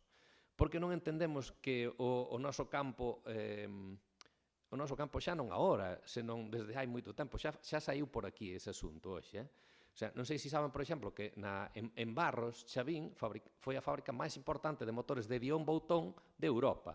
Pero que é máis, a principios do século pasado era autosuficiente enerxéticamente. Tiña unha central de produción hidroeléctrica nun pequeno salto que tiña ali e a corriente que lle sobraba mandaba por resto da cidade de Viveiro. Iso é atraso. Na actualidade, os robots máis modernos de ordeño que se usan no mundo estrenanse en Galicia. O brazo robótico máis avanzado do mundo que se usa ordeña as vacas de Galicia. Se se estropea ese robot ou hai un sabotaxe informático, quedamos sin beber leite. E, ademais, ese brazo robótico tamén é o que solda as carrocerías dos Mercedes clase S, non de calquera Mercedes, dos clase S. O sea, no museo, en Mubicla, que temos pezas, tan antigas como a tecnoloxía que traemos aquí, cunhas ganas e de verdade, o sea, fainos unha ilusión que este aquí a Cambela, que estivo antes en Mubicla, que non vos podedes imaginar. E creo que o movimento demostrase andando, non? O sea, a xenerosidade non hai mellor forma de falar dela que poñendo de exemplo. E non queda outra, non? Entón, para nós ten un sentido grandísimo Mubicla. O sea, eu era unha ilusión de pequeno, que todo o mundo entendera a importancia que ten a produción de alimentos. Despois, cando falemos da Cambela, eu, como labrego e como enxeñeiro, direivos que desde os povos prerromanos ata a actualidade só houbo 4 grandes avances no mundo da mecanización agraria. Xa vos direi cales creo que foron. Por que cheguei a esa conclusión? Ao mellor mirei máis datos para facer unha tese de doutoramento. Pois vinculando a evolución do mundo da mecanización agraria á evolución da poboación. A evolución simplemente no crecemento da poboación, que é relativamente fácil de estudar e cruzar ese dato, non? Entón, para nós, Mubicla, e xa remato, foi a plataforma perfecta, estamos moi contentos, considerámoslo un proxecto de vida. O éxito, si se pode considerar que é éxito, para nós é satisfacción, foi plantexado como unha parte máis da nosa casa de labranza labrega, que é un proxecto integrador. Neste momento realmente non é unha sola casa, son 4. É a de meus pais, a de meus sogros, a de miña nai e outra que compramos. Entón, como fomos capaces de pensar, isto naceu aproximadamente no 2003 e xestouse hasta 2019 que inauguramos, pois fomos capaces de ver que podíamos ter tres vertentes. A agronómica, na produción de mazá, a gandeira na produción de carne e a turística, agora co museo. E simplemente acertamos. Para máis ben ou para menos ben, pero acertamos, estamos contentos. Entón foi a plataforma perfecta, sin non ser museólogos, foi a plataforma perfecta e aí estamos. E agora sí que necesitamos moito apoio. Sempre o tivemos, o sea, eu recordo na inauguración, cando vin aqueles dous homes, a Felipe e a Reboredo ali sentados, sin coñecernos de nada, uns pequenos que éramos, María e máis eu, que viñeran estas persoas ali e nos dixeran estades no certo, dixemos, pois ao mellor é verdad. E bueno, aí estamos, sobre todo moita ilusión e ánimo que eu quixen provocarvos e sobre todo transmitirvos e inducirvos a enerxía positiva. Ben, agradezco tamén ao representante do Museo Trasliste, agradezcolle a súa brevedade e queda un último museo, bueno, unha rede en realidad, non un museo, volvo a insistir, repito, non hai máis que mirar un mapa de Galicia onde figuran todos os puntos GALP para darse conta en toda a costa de Galicia, quero decir, é unha costa de cuestión relacionada co mar. E agora tócalle, por tanto, ao representante de esta rede de espazos museísticos atlánticos, GALP Rema. Bueno, buenas tardes a todos, gracias por la invitación a esta red, pero lo primero que me pregunto yo es qué hace un tipo como yo en un sitio como este. Yo no tengo nada que ver con los museos, yo no trabajo en un museo, yo no he hecho nada en un museo, pero bueno, no sé si seré tan breve como mis compañeros, pero voy a intentar por lo menos explicar lo que somos y por qué estoy aquí. Los GALP son unas entidades colaboradoras con la Consejería del Mar para desarrollar una estrategia de desarrollo local participativa, como bien decía, en toda la costa gallega. Y de ahí hacemos muchas cosas. Son programas multisectoriales, enfocados al sector del mar, pero en un territorio completo. Cubrimos toda la costa gallega y hace ya unos años, en el 2016, empezamos a trabajar con proyectos de cooperación. Empezamos 2 grupos, el de Costa da Morte y Costa Sostible, que bajaba hasta la ría de Burusnoia, con un proyecto en el que pretendíamos un poco contar lo que era potenciar el turismo, potenciar la cultura y potenciar la gastronomía. Pero bueno, se nos quedaba un poco corto y eso de ir a comer solamente, hay veces que no está demasiado bien visto. Y decidimos añadirle un complemento a ese proyecto de gastronomía, que era la parte cultural, los museos. Vamos a acompañar, vamos a comer y después vamos a ver el museo. O vamos a ver el museo y abrimos ganas para comer. Y la cosa funcionó. Pero funcionó tanto que el segundo año ya dejamos la parte de gastronomía, porque la parte de los museos había cogido una fuerza y una entidad propia que no necesitaba la gastronomía ni necesitaba acompañar a nadie. Tenía capacidad para sí mismo. El primer proyecto se llamaba Morada Atlántica. El segundo año se llamó Pasaporte Rema. Y ahí fue donde ya se creó la red de espacios museísticos.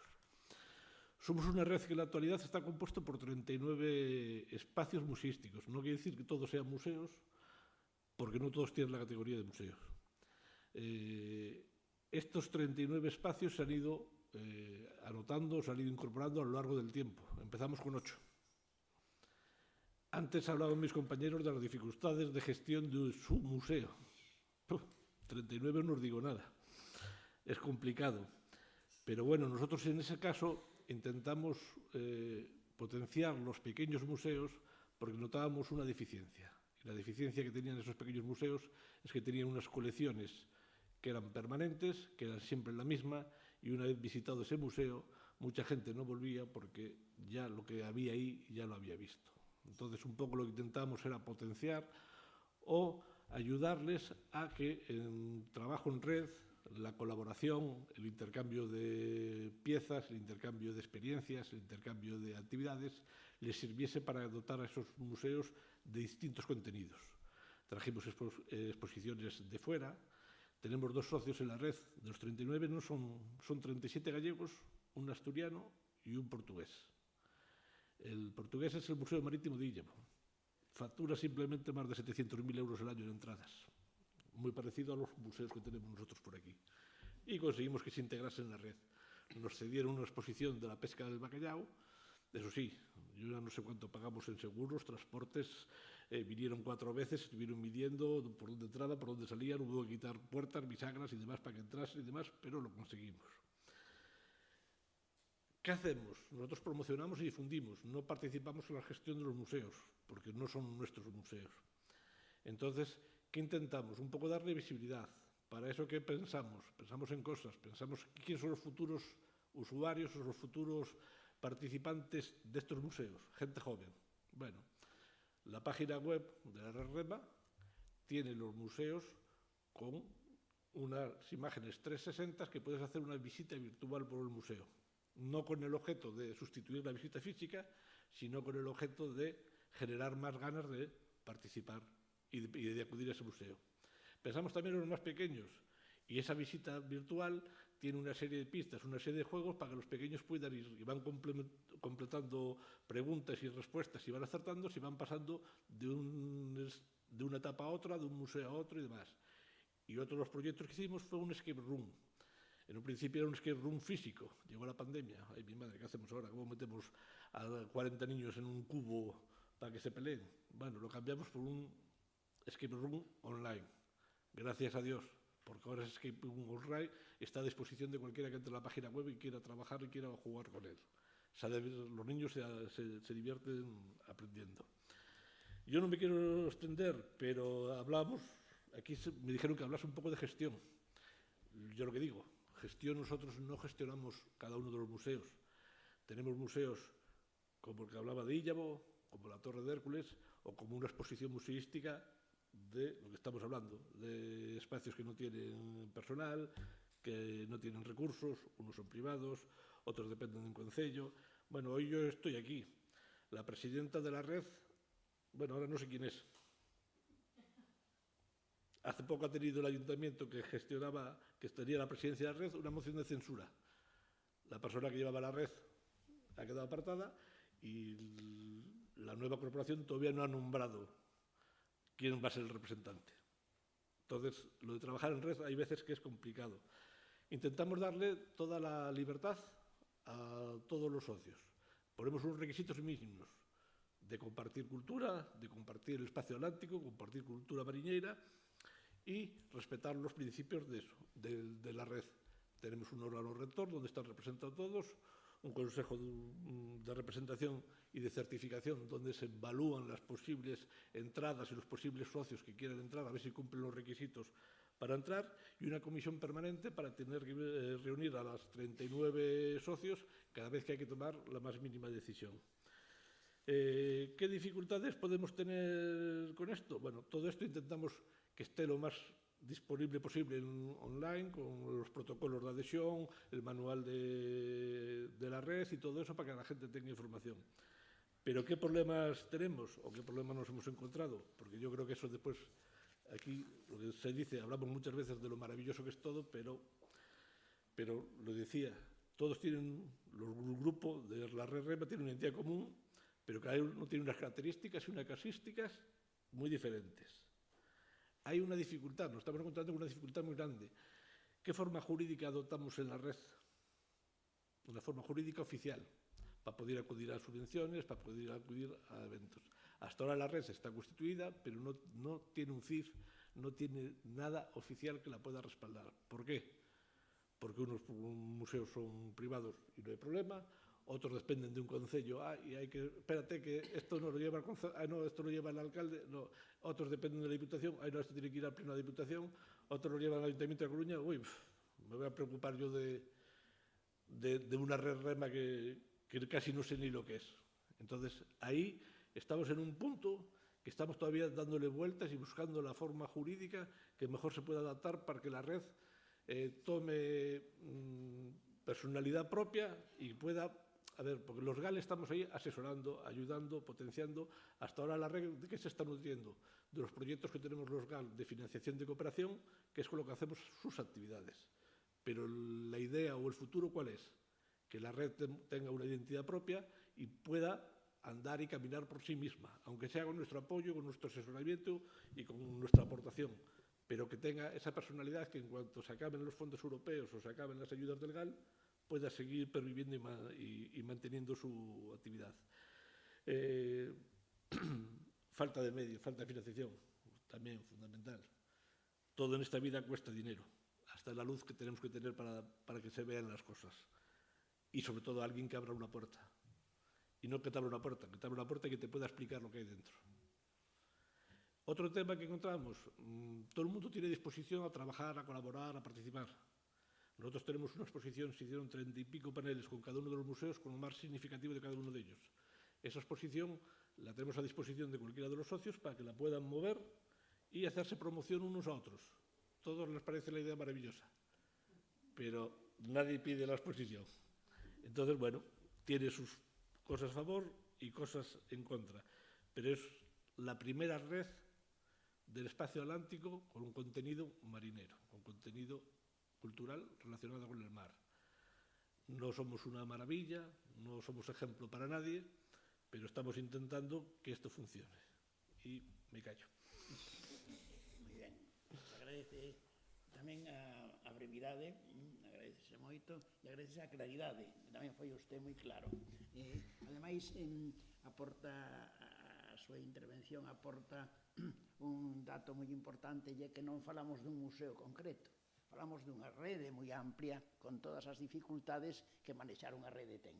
O Gallá, algún día, todos os museos galegos que están aquí representados, algúns faltan, mañán virán outros, o Gallá, todos eles poderán formar unha gran rede tamén, e con esa gran rede actuar todos en conxunto para construir país en realidad. Ben, temos prácticamente o tempo agotado, porque empezamos moi tarde, pero conseguimos, despois da bondade de todos os intervintes de axustar os seus tempos, conseguimos acabar prácticamente en hora. Pero eu pediría que xa que apuramos tanto e xa chegamos a acabar en hora, que nos permitiran queda media hora todavía, pues ando co reloj mal. Bueno, entonces, en esta media hora todavía mellor aínda. Eu apuntaría unha serie de cousas, de suxestións a todos os que participaron para ampliar entonces o debate e poder seguir adiante con isto. Con respecto ao Museo da Limia, eu diríalle unha cousa ao seu representante, co fin de que explicara un pouco isto. En realidad é un museo que depende dun municipio pequeno, Vilar de Santos. Sin embargo, chámase Museo da Limia. Claro, o sea, é un museo local con aspiración comarcal, de amplia comarca, sin lugar a dudas. É curioso que nesa zona da Limia, aparte dos exemplos xa superconocidos, como poden ser os famosos entroidos, etc., hai fenómenos moi interesantes, por exemplo, de religiosidade popular, como é o caso da Romería da Saínza, que está ali moi cerquiña de Vilar de Santos, por poñer un exemplo, un pouco que posibilidades ten o Museo da Limia, se non é hoxe, nun futuro o maior posible, o máis amplio posible, que posibilidade ten de chegar a convertirse realmente nun museo comarcal. Que posibilidade? Sería unha pregunta para o Museo da Limia, se pode responder. Bueno, teóricamente é museo comarcal, o que pasa é que xurídicamente un concello non pode ter competencia máis alá do seu espacio xeográfico.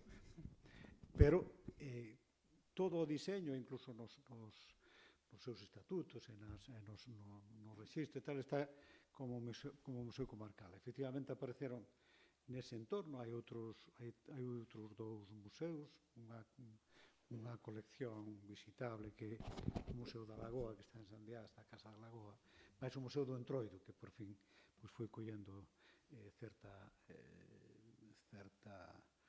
entidade ali en Xizo. Pero é un museo comarcal. Agora, como se poden resolver estas cousas? Discrepando desa cousa das esmolas e tal. Eu estou, aparte de ter no seu tempo un cargo político, o meu oficio era ser burócrata, non? Entón, teño unha manía a burocracia tremenda, non? O que eu plantexo non quero dicir que este resolto, pero non deixa de ser unha actitude de xenerosidade, de benevolencia, de que che den unha subvención, dicir, o que hai que facer e reconocer que o que é un museo, o que calquera, que é un museu, outras cousas que podemos, pero nos toca falar aquí, que teña a súa correspondente consignación económica e que teña os seus medios que en moitos dos aspectos os pode e os debía atender, digamos, a propia Xunta de Galicia. Non é posible nun concello como se non fora pois algunha desas axudas que ten o Museo da Limia, teria que estar pechado prácticamente o 100%, o 100% do que é o espacio.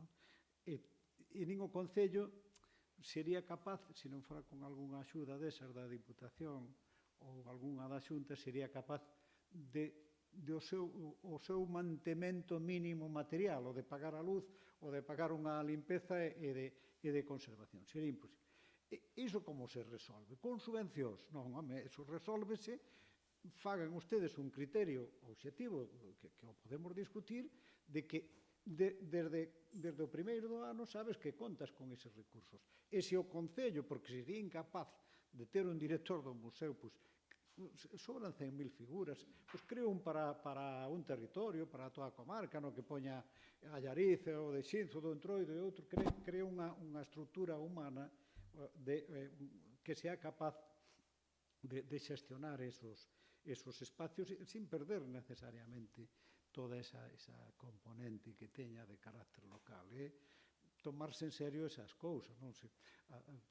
Ese mesmo problema seguramente queixase o propio Museo do Pobo Galego, que di que non lle chegan lóxicamente os recursos.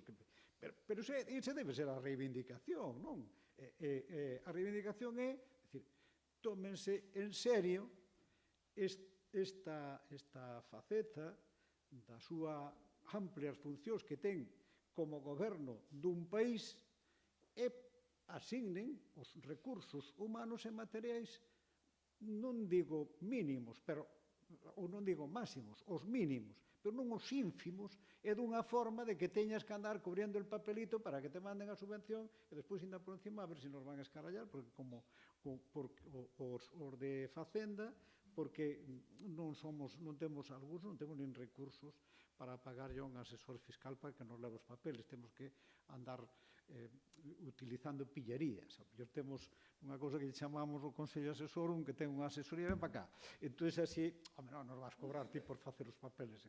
Todo eso, hai que resolvelo, non? Hai que resolvelo e darlle un mínimo carácter de profesionalidade ao soporte humano e de funcionamento destas institucións que funcionan por puro voluntarismo, pero tamén é certo que eso se acaba, xa está a piques de acabarse, esa riqueza que había de asociacións e tal, hasta ahora que non soy, na última etapa do franquismo, na primeira democracia, todo desapareceu. Entón, hoxe a xente ten outras inquedanzas, outras circunstancias, e só se pode resolver con recursos humanos e con recursos económicos que non teñan que ver pois, co dar subvencións. A línea de subvencións está ben, pero como colchón de suplemento para aqueles proxectos que merece a pena subvencionar a unha iniciativa ou un proxecto puntual, específico de desenvolvemento. Quero dicir, cando pose en marcha un proxecto. Pero logo o que estamos falando é do funcionamento. Para que funcione o servicio da recollida do lixo necesitas unhos recursos ou nun concello, ou para que funcionen os servicios sociais para atender necesitas unhos recursos, senón isto dependerá, vamos a atender aos nosos maiores en función de unha subvención que vai solicitar o Concello. Pero me fodas, joder, decir que hai en pleno século XXI que os museus non teñan uns recursos obxectivos ya asignados previamente sin recurrir a unha subvención, pareceme unha burla á representación do país, de verdade, non?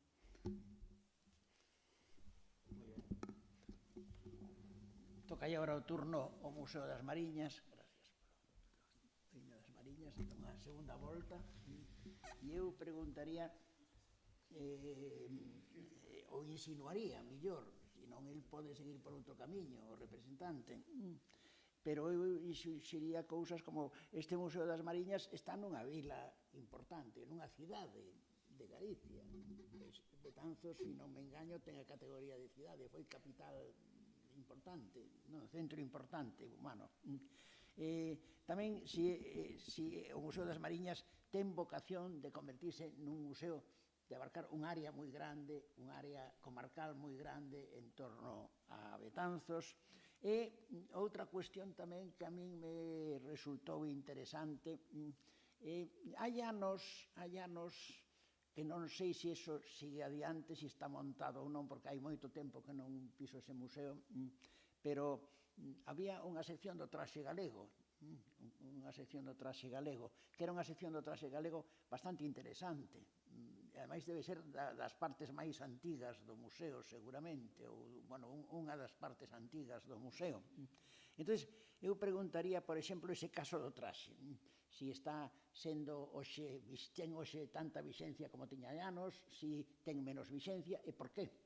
Si ten máis proxección de futuro, podríamos decir, algunha cuestión en torno a este tema que se me ocurre a min como interesante, porque Museo do Traxe hai outro en Galicia, tamén hai seccións de traxe. Aquí no Museo do Pobo Galego temos unha sección e un almacén, sobre todo, material almacenado moi importante sobre vestiario en Galicia e complementos, non? Pero gustaríame saber o caso concreto das Mariñas como curiosidade personal, aparte de outras cuestións que se lle ocurran ao representante do museo. Nada, simplemente por puntualizar, falando do tema das subvencións e demais, o peor de todo eso é que non sabes se che van a dar. Entón estás todo ano con medo no corpo, porque mellor, se non tes, pois non acabas presentando ben as cousas ou non che dan os cartos que ti esperabas, pois quedas vendido para todo o curso. A vontade de ser comarcal creo que xa leva no nome, de ser Museo das Mariñas, de ser da comarca das Mariñas, e de feito nos seus inicios, sobre todo nese apartado arqueolóxico, tratou de conservar un pouco pezas relativas de toda a comarca, pero creo que nos últimos anos sí que se está maniobrando para ser pois máis un museo da cidade. Sí que Betanzos ten o título da cidade, foi unha das 7 capitais do antigo Reino de Galicia e entendemos que temos tanto patrimonio que a min polo menos gustaríame que o museo funcionase un pouquiño como porta de entrada para ese visitante que quere coñecer a cidade, pois que de primeiras poida ver ali condensado un pouco pois todo o que temos para amosar. Pásanos igual cunha publicación que temos ligada ao Museo das Mariñas, que é o Anuario Brigantino, donde tamén o ámbito temático estaba aberto a traballos e estudios de toda Galicia e que nos últimos anos estamos tratando de reducir un pouquiño a área comarcal ou a área da cidade, porque entendemos que é unha forma tamén de potencial o de facer que a xente veña a investigar o arquivo, veña a investigar os nosos fondos e iso poida dar luz logo pois, a todos os traballos de investigación que reflicten traballos sobre o museo e demais. O tema do traxe, eu aí teño tamén sentimentos encontrados e sí que temos unha colección bastante grande de traxes. Houbera un experimento en Betanzos que non chegara a bo término, que fora o de, bueno, de feito expropiárase un pazo para iso, de facer el Museo de Traje Regional Gallego. Nos o que tiñamos era unha colección de traxes do Ballet Rei de Viana, E iso, xunto a outros traxes que nos foron donando as diferentes familias, traxes tradicionais de Betanceiras, traxes de paseo, unha doazón, un depósito bastante importante da Fundación Jiménez Cosío, cun apartado non de traxe como tal, pero sí de textiles que sirve para reivindicar esa arte popular feita por mulleres anónimas de toda Europa e que as mulleres desa familia Cosío foron coleccionando, sí que dá lugar a unha colección bastante potente, unha colección que sigue viva, aínda que tratamos de centrala un poquinho máis no ámbito da cidade, sí que se siguen facendo cousas sobre elas, podedes, se queredes investigar nas nosas redes sociais, actividades que se fixeron este verán, por exemplo, aquí unha guiada por unha veciña de Betanzos que se chama Sara Fraga, donde levou roupas que, claro, nos estamos un pouco pensando sempre que a nosa avoa vestía todo de negro e que de aí non había saída, ela levounos unha serie de prendas de roupa, de mantelas e demais para que a xente se vestira ali e puidémonos vestir e, claro, facer fotografías con cámaras en branco e negro que logo coloreábamos para ver como realmente serían esas cores. Entón, sobre o traxe facemos moito, seguiremos facendo, porque agora supoño que moitos tamén estades neste lío de que Ruth Matilda Anderson fai 100 anos que pasou por aquí e houve unha fotógrafa que nos pediu facer un proxecto vinculado tamén a todo eso do traxe galego e que se as cousas van ben, pois en xaneiro poderemos estrenalo. Entón, sí que é un ámbito do museo que sigue vivo. Aínda así, intentamos facer cambios. Eu creo que un dos máis grandes que fixemos así nestes últimos anos foi retirar coleccións que eu entendo, e tamén despois da charla anterior tampouco me quero meter en berenxenais, que ao mellor non tiñan que estar en museos. Falo, por exemplo, de que nos retiramos unha galería de fotografías dos alcaldes que tivo a cidade, que ao mellor non me parecía o mellor sitio para telas expostas que os pasillos dun museo.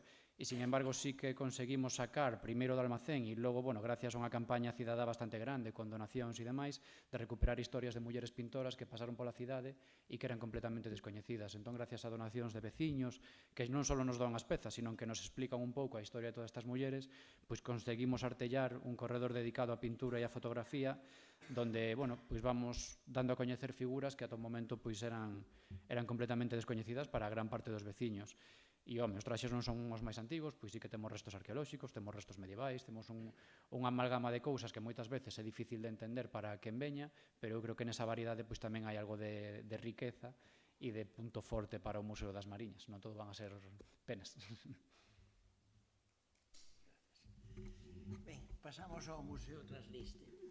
Eu, como xa anunciou o seu representante aquí, estuve na inauguración do museo xunto con Felipe Arias e creo que estaba Claudio González tamén. Estábamos os tres ali en nome do Museo do Pobo Galego. A min chamou a atención a colección de tractores, ten unha colección de tractores moi importante, e insisto en que é un museo que ten unha importancia grande nun aspecto, e é que os museos en xeral chamados etnográficos ou chamados antropolóxicos, se quere, eu prefiro o término de etnográfico, acostumbran a olvidar o proceso de maquinización e de modernización da agricultura galega que se produce entre finais do século XIX e mediados do século XX. Hai un libro moi interesante en este sentido de un historiador galego publicado hai xa anos, hai moitos anos, que se titula Labregos con ciencia, non con conciencia, sino con ciencia, Labregos con ciencia. O Museo Trasliste é un museo que recolle iso. Por exemplo, aquí no Museo do Pobo Galego, por poñernos a nós como exemplo en este sentido un pouco negativo, é curioso que todo o mundo rural montouse, e eu tuve en parte nese montaxe no seu día, cando se fixo, a Sala do Campo, por exemplo, foi unha montaxe de agricultura que eu sempre defino, seguindo a un antropólogo norteamericano, defino como paleotécnica. Ca madeira como materia prima fundamental, co traballo humano como forza física humana e forza física animal como a forza de traballo fundamental no campo, etc. E toda a sala nosa do museo está montada en ese sentido. Si vamos a outros sitios de Galicia e a outros museos pequenos que hai por Galicia adiante sucede o mesmo, un pouco, que temos a sal. E no mundo mariñeiro, pois temos a Dorna, temos a gamela da Guardia, temos esas embarcacións tradicionais e olvidámonos un pouco da importancia enorme que tuvo desde finais do século XIX a mecanización do mundo mariñeiro galego.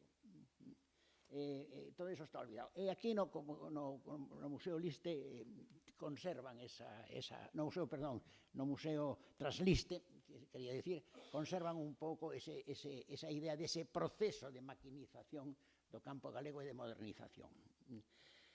De todos os que ten na colección, a min chamoume moitísimo a atención unha cousa que me gustaría que comentara un pouco sobre a súa orixe, que é a máquina de mallar. Aquela enorme máquina de mallar que tes ali nun dos interiores do museo, que é unha máquina enorme para facer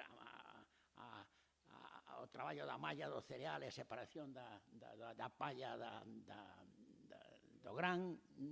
É unha máquina enorme e é unha máquina de diseño galego creado por un taller galego, creo que de Betanzos, de Campolongo, exactamente, de Campolongo, por un taller galego que aínda funciona hoxe e que ten os planos. É dicir, que se hoxe quere fabricar unha máquina desas, vai a ese taller e fabrican ya todavía.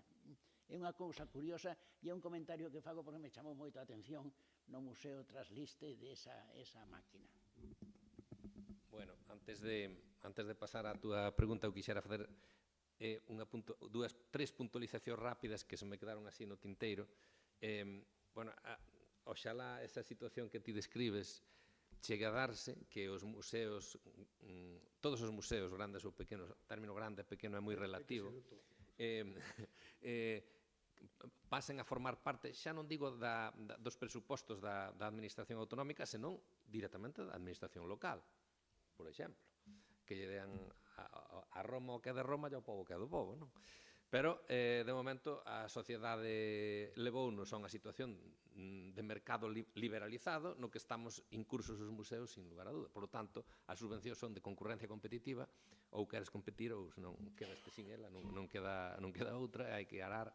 E sí, por suposto, de todas formas, nese aspecto, insisto, no campo dos museos vin bastante cercanía, algo non habitual en todas as administracións.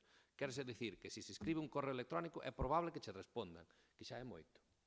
Xa é moito para empezar, non? A min eso está nos sucedendo, non sei se, o sea, polo tanto, creo que é de pleno dereito tamén dicilo, aunque sería desexable que nos meteran xa directamente nos presupostos. Outro asunto rápido que me preocupa é que tamén como, bueno, tamén o falou Xerardo, a mañá xa saliu o tema dos ODS famosos, non? Os Obxectivos de Desenvolvemento Sustentable.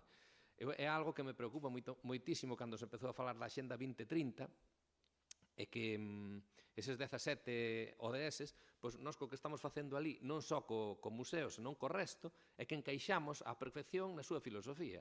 Pero o que é a imaxe en sí, e as palabras, a propia etimoloxía das palabras, afástase completamente da realidade. Axenda Urbana 2030. Nos 17 logos que hai postos da Axenda Urbana 2030 non hai ningún tractor, ningunha vaca, ningún carballo. Non sei, en cambio, a Axenda Urbana 2030 abrangue todo o 100% do territorio, non só o territorio urbanizable. Entón, bueno, unha puntualización que nos preocupa tamén desde Movicla, non? Despois, outro asunto é que traballamos pouco en rede.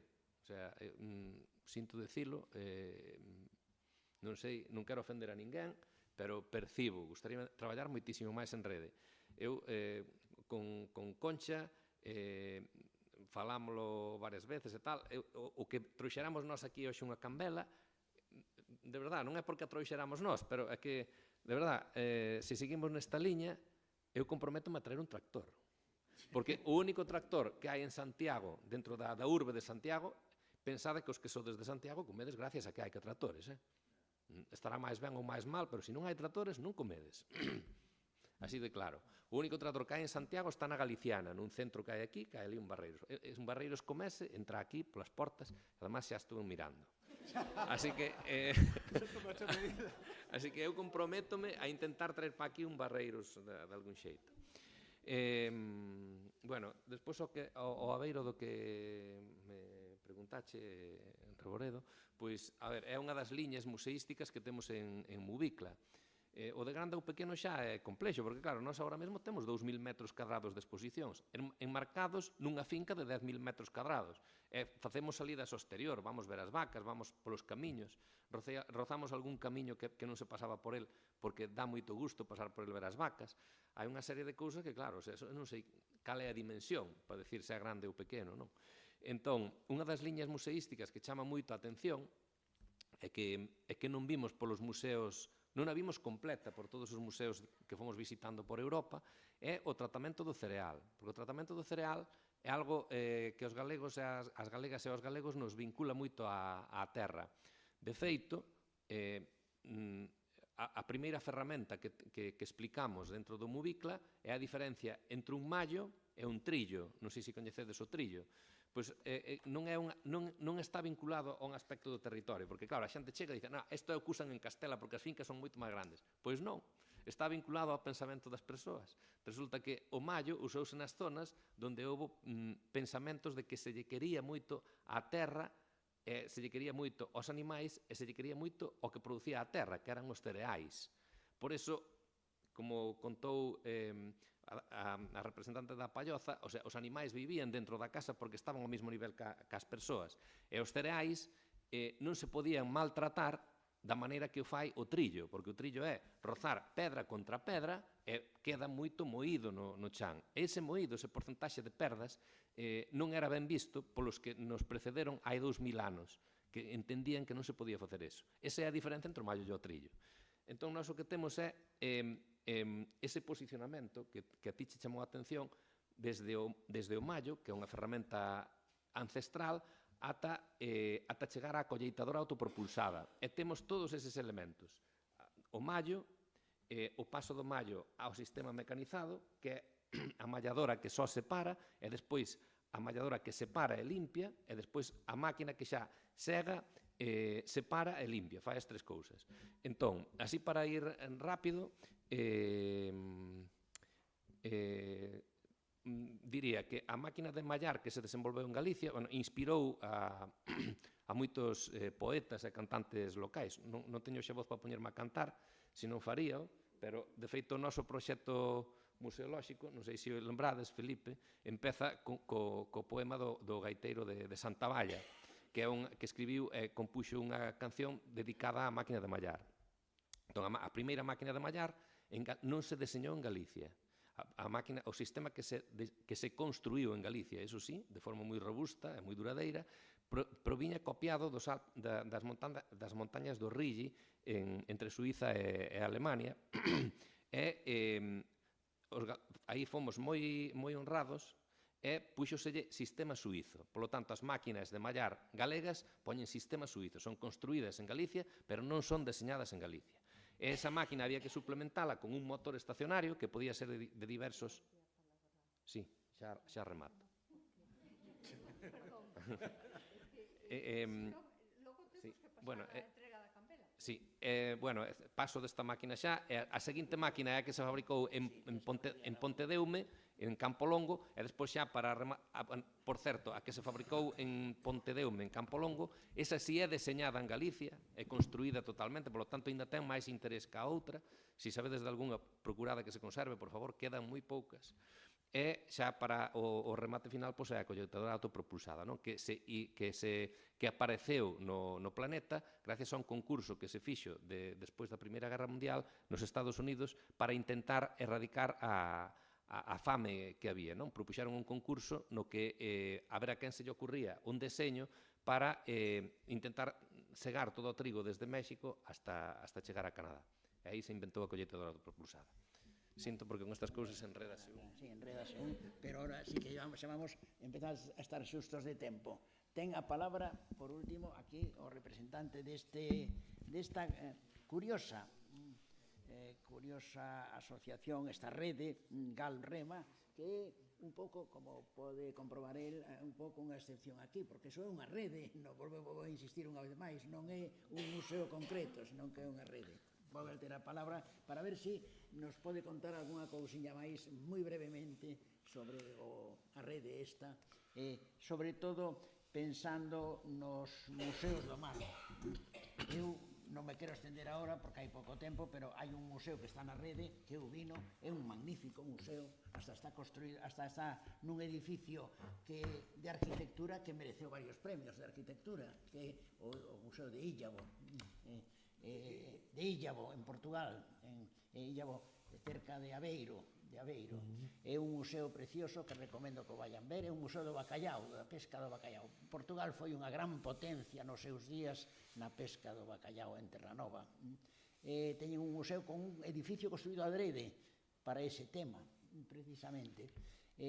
Teñen ademais un barco bacalloeiro no porto máis próximo que a Gafaña de Nazaré, que é un bacalleiro os que iban a Terranova a pescar dos últimos, non dos de vela máis antigos, sino dos últimos. Pero bueno, non me estendo máis nesto, simplemente lle cedo a palabra a Galp para que... Y para matizar un pouco lo de Illavo, para ver que la cultura, aparte de cultura, vende y atrae, en Illavo, a cuenta del bacalao, del Museo del Bacallau y todo eso, tienen un festival del bacallau que junta en un fin de semana 150.000 personas. De ahí la importancia. El museo ese tiene un vivero de bacalao vivo, puedes ver allí, tiene una exposición, van los niños y todo eso, tiene una exposición de todos los barcos moliceros que tienen fama en Aveiro, pero que en Aveiro es simplemente la parte turística. Todo lo que es el estuario y todo lo que es la zona de Illavo y todo eso, de la región de Aveiro, se utilizaban para trasladar sal, para trasladar piedras, para trasladar cargas, para trasladar cereales, un poco era el medio de vida de... Y tienen, los ayuntamientos de al lado tienen pequeños museos de carpintería de Ribeira y demás.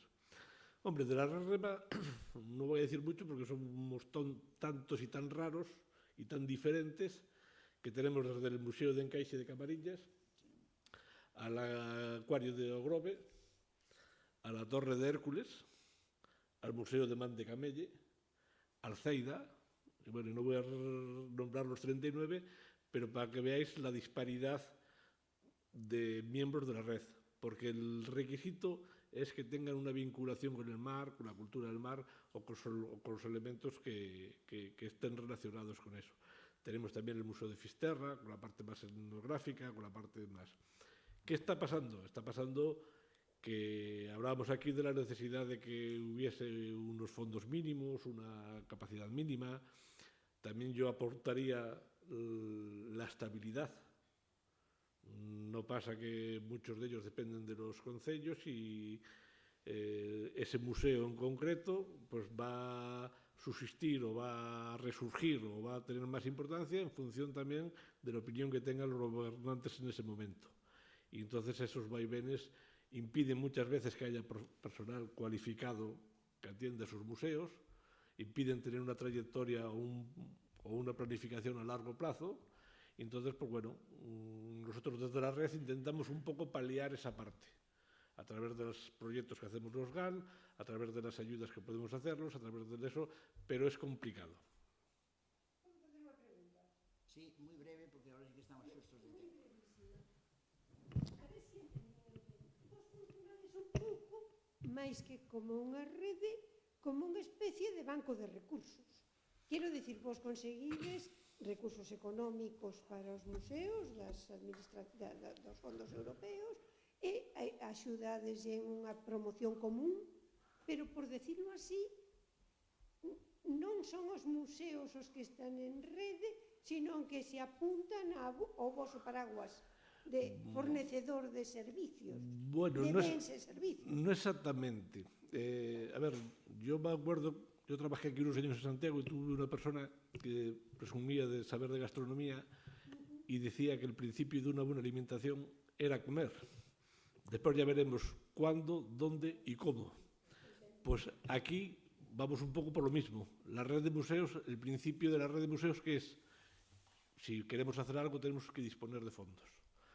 La red es una red, nosotros proponemos cosas, pero también escuchamos a los miembros de la red que propongan cosas y unas veces se hace lo que ellos proponen porque nos parece interesante, otras veces no podemos hacerlos porque la normativa que nos aplican no nos lo permite, pero no somos solamente un instrumento financiero para ellos, sino lo que nosotros somos un poco, estamos de asesoramiento, acompañamiento y con la intención de que la red coja el impulso necesario para que tenga esa vida propia y esa personalidad propia que le permita ya no solamente depender de las ayudas nuestras, sino que ellos puedan desarrollar las actividades que ellos consideren más convenientes, bien sean pues con nuestra ayuda o con la de otro o con medios propios, que sería lo ideal, que pero de momento no es el caso.